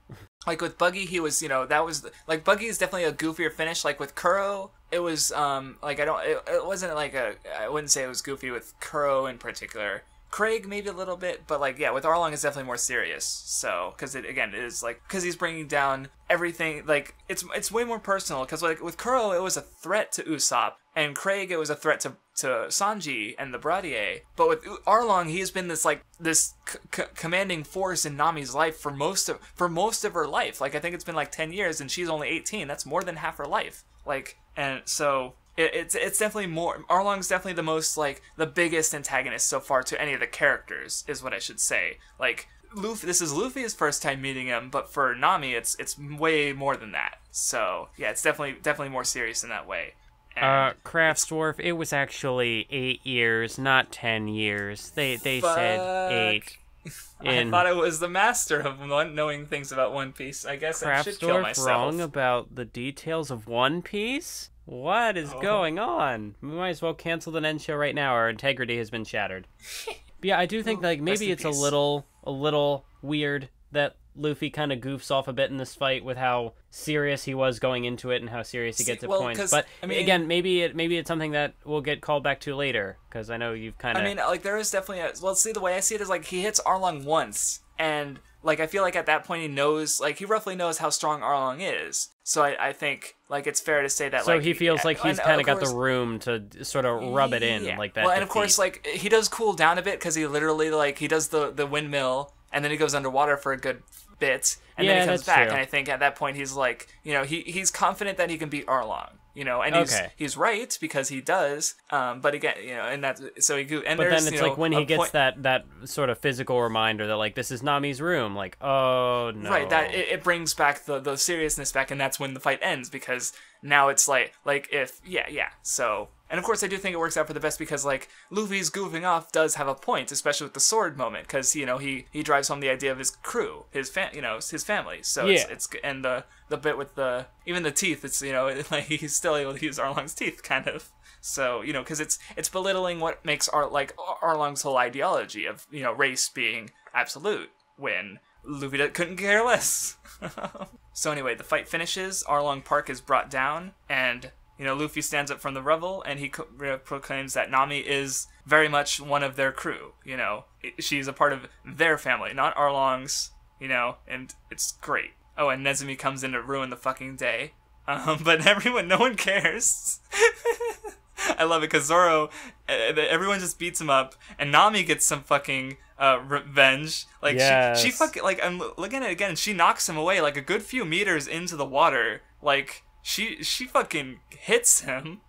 It's satisfying, because fuck Nezumi, you piece of shit. I guess I could maybe see, like, a potential complaint being thrown at kind of, like, the final fight, because when Nami is all determined to go and, you know, she's going to fight alongside them, but then she doesn't really do anything. However, because, like, I think the majority of her conflict was that she tried to take it all on herself for so long, for these 8 years. That was exactly what my response would be. It's like... and the big thing is that she needs to, like, because she is known for her betrayal. Betrayal is her specialty. So, like, for her to finally open up and trust someone to let them help her, like, that, I feel like that was kind of the point. So yeah, exactly. You could say, she's a no, it's like, fine. You could say, like, she's a woman and she's not getting a fight, but, like, she gets fights later. And yeah, in this case, it's definitely meaningful that she is not, like, she's letting someone else do it for her after so long of putting everything onto herself. Like, that it's meaningful, damn it. But yeah, anyway, the situation's all resolved. Everyone's patching up their wounds. There was another little moment that, like, again, I got a little teary-eyed, was when, there was, like, another one of those flashbacks, but, like, they were talking about, Genzo's, like, the pinwheel he's got on his hat. And it's like, oh, he put it on the hat. Like, it was a little goofy thing, and it was like, why does he have a pinwheel on his hat? But it was... He wanted Nami to smile at him, because he had a scary old man face, and it worked. But he also got rid of it, because, like, you know, I talked about it last time with Sanji, and it's like, you know, he had to grow up and leave his family a bit. And now Nami's finally able to do the same. She's finally able to move on from her, you know, her past, her previous family, and go on into this new one, and actually, like, achieve her goal. And, you know, because she's grown up, Genzo's able to get rid of the pinwheel that he had, basically because she was a kid. And that's actually really interesting in that, like, how it's portrayed that, you know, relying on another family, relying on other people is growing up, kind of, instead of taking everything onto yourself, you know? So, I didn't think about it like that. And then plus you just get the shot of the grave where he's, like, pouring the alcohol or whatever on it, and then he's got his little pinwheel in the grave, and it's the sun setting and they're departing, and it's good. Yeah. And of course we get a big celebratory party because the Arlong's taken care of, and that's definitely that becomes a thing. Like it's pretty common at the end of an arc for there to be a celebration because it's usually a big deal for the Islanders when. Well, yeah, I mean they just got liberated from this big tyrant. So yeah, party. Of course, absolutely, it's good. And then trying to think if there's anything else I have to say. There was also Nami's tattoo. Oh yeah. Did you well, because sure she's leaving the village, but she'll always have the pinwheel and the tangerine on her shoulder. Those are she's leaving, but she's definitely not forgetting. And then plus she's also got the scar of where the Arlong tattoo used to be. So that's a part of her past that she can never really leave behind her. Which I do think the Pedantic Romantic had made a video about My Hero Academia and scars, and I do think that scars are just in general an interesting thing in stories like this, where it's an example of something that the characters can't leave behind. It's a physical example of their past. Now that you said that, because Luffy's scar under his eye, his iconic... Yes. But that's another one. Because you think about it, because he always... because the whole reason he had it was because he was being very childish and trying to prove that he was a man. But he's still... He's always acting kind of childish, so it's always that mark of him being a kid, kind of. So, yeah. It's stuck on him forever, and he's never quite going to stop being a child in some ways. He's definitely got some growing to do. But yeah. And even then, you do still kind of, I guess you could say, for a bit of that with Nami is when she is departing the village, she takes a bunch of wallets from people because she's still Nami, she's still the thief. The betrayal is her specialty, but I don't know. She's no longer working under Arlong, but she's still Nami. She's still gonna be. She still likes money. This will come up again. But and I also because it's they left the villagers with treasure and stuff. So it's just taking the wallets is such a small thing. Yeah. They have a bunch of treasure that they could just okay, you get it. Some of it, so it doesn't matter. It's just she left them. What was it? 93 million berries, but then also takes their wallets and they're hey, you.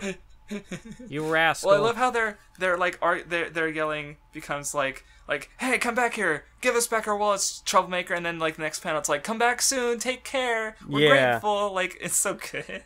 And yep, that's it. That's the Arlong arc. We're done. Nami's got she's moved up, she's moved on, and we're done. Whew. Holy fucking shit, this discussion has gone on for over 3 hours. And this is only why we the didn't beginning. cover Baratie in the last episode. Yeah, because we just had 2 hours on Arlong, but even then that still leaves an hour and a half on Baratie. So yeah, give or take. Yeah, holy you shit. thought the Naruto discussions were long? Oh boy, wait for One Piece, because this is only the beginning. This is already closer to some of our longer Naruto discussions. Yeah, holy shit. And we're just in the episode 2. Oh no. Anyway, alright, so I guess, I think I already talked about my arc rankings, because I think we both had the same ranking last time, and so I think for both of us it would be Arlong, Baratie, Romance Dawn, Buggy, then Kuro, right? Yes, I think. Yeah, and it's it's really good. Arlong's really good. It's even after how many times I've gone through it, it still made me cry twice. And even Baratie got my eyes watery. So it's I love this fucking series. And so do I have any other final thoughts? I feel like we definitely said pretty much everything. Yeah, I'm committed to One Piece. I just bought all those volumes. You will see that eventually when they get shipped here. So yeah, I'm all aboard I'm all aboard the One Piece ship. The pirate hype ship references and jokes. Yeah. So next time it'll be 2 weeks as usual. We'll be covering a much shorter stretch of chapters, so the discussion will only be 2 hours. No, hopefully less. 20 chapters, 2 hours. Right. Because how many chapters do we cover this time? 50? 53. So? A little bit over 53. 50. So holy shit. And some of the future arcs are even denser thematically than what's going on here, so I feel like there will be more to discuss. So yeah. I love that reaction. Stay tuned next time we're just gonna have to break up all of our One Piece readings into 20 chapter chunks so we can talk about it for 4 hours. Dear fuck. God. Oh man. So yeah, thank you for listening, and you're in it for the long haul, but I guess that's One Piece for you, right? Damn. Got him. So yeah, thanks for listening, and we will see you next time.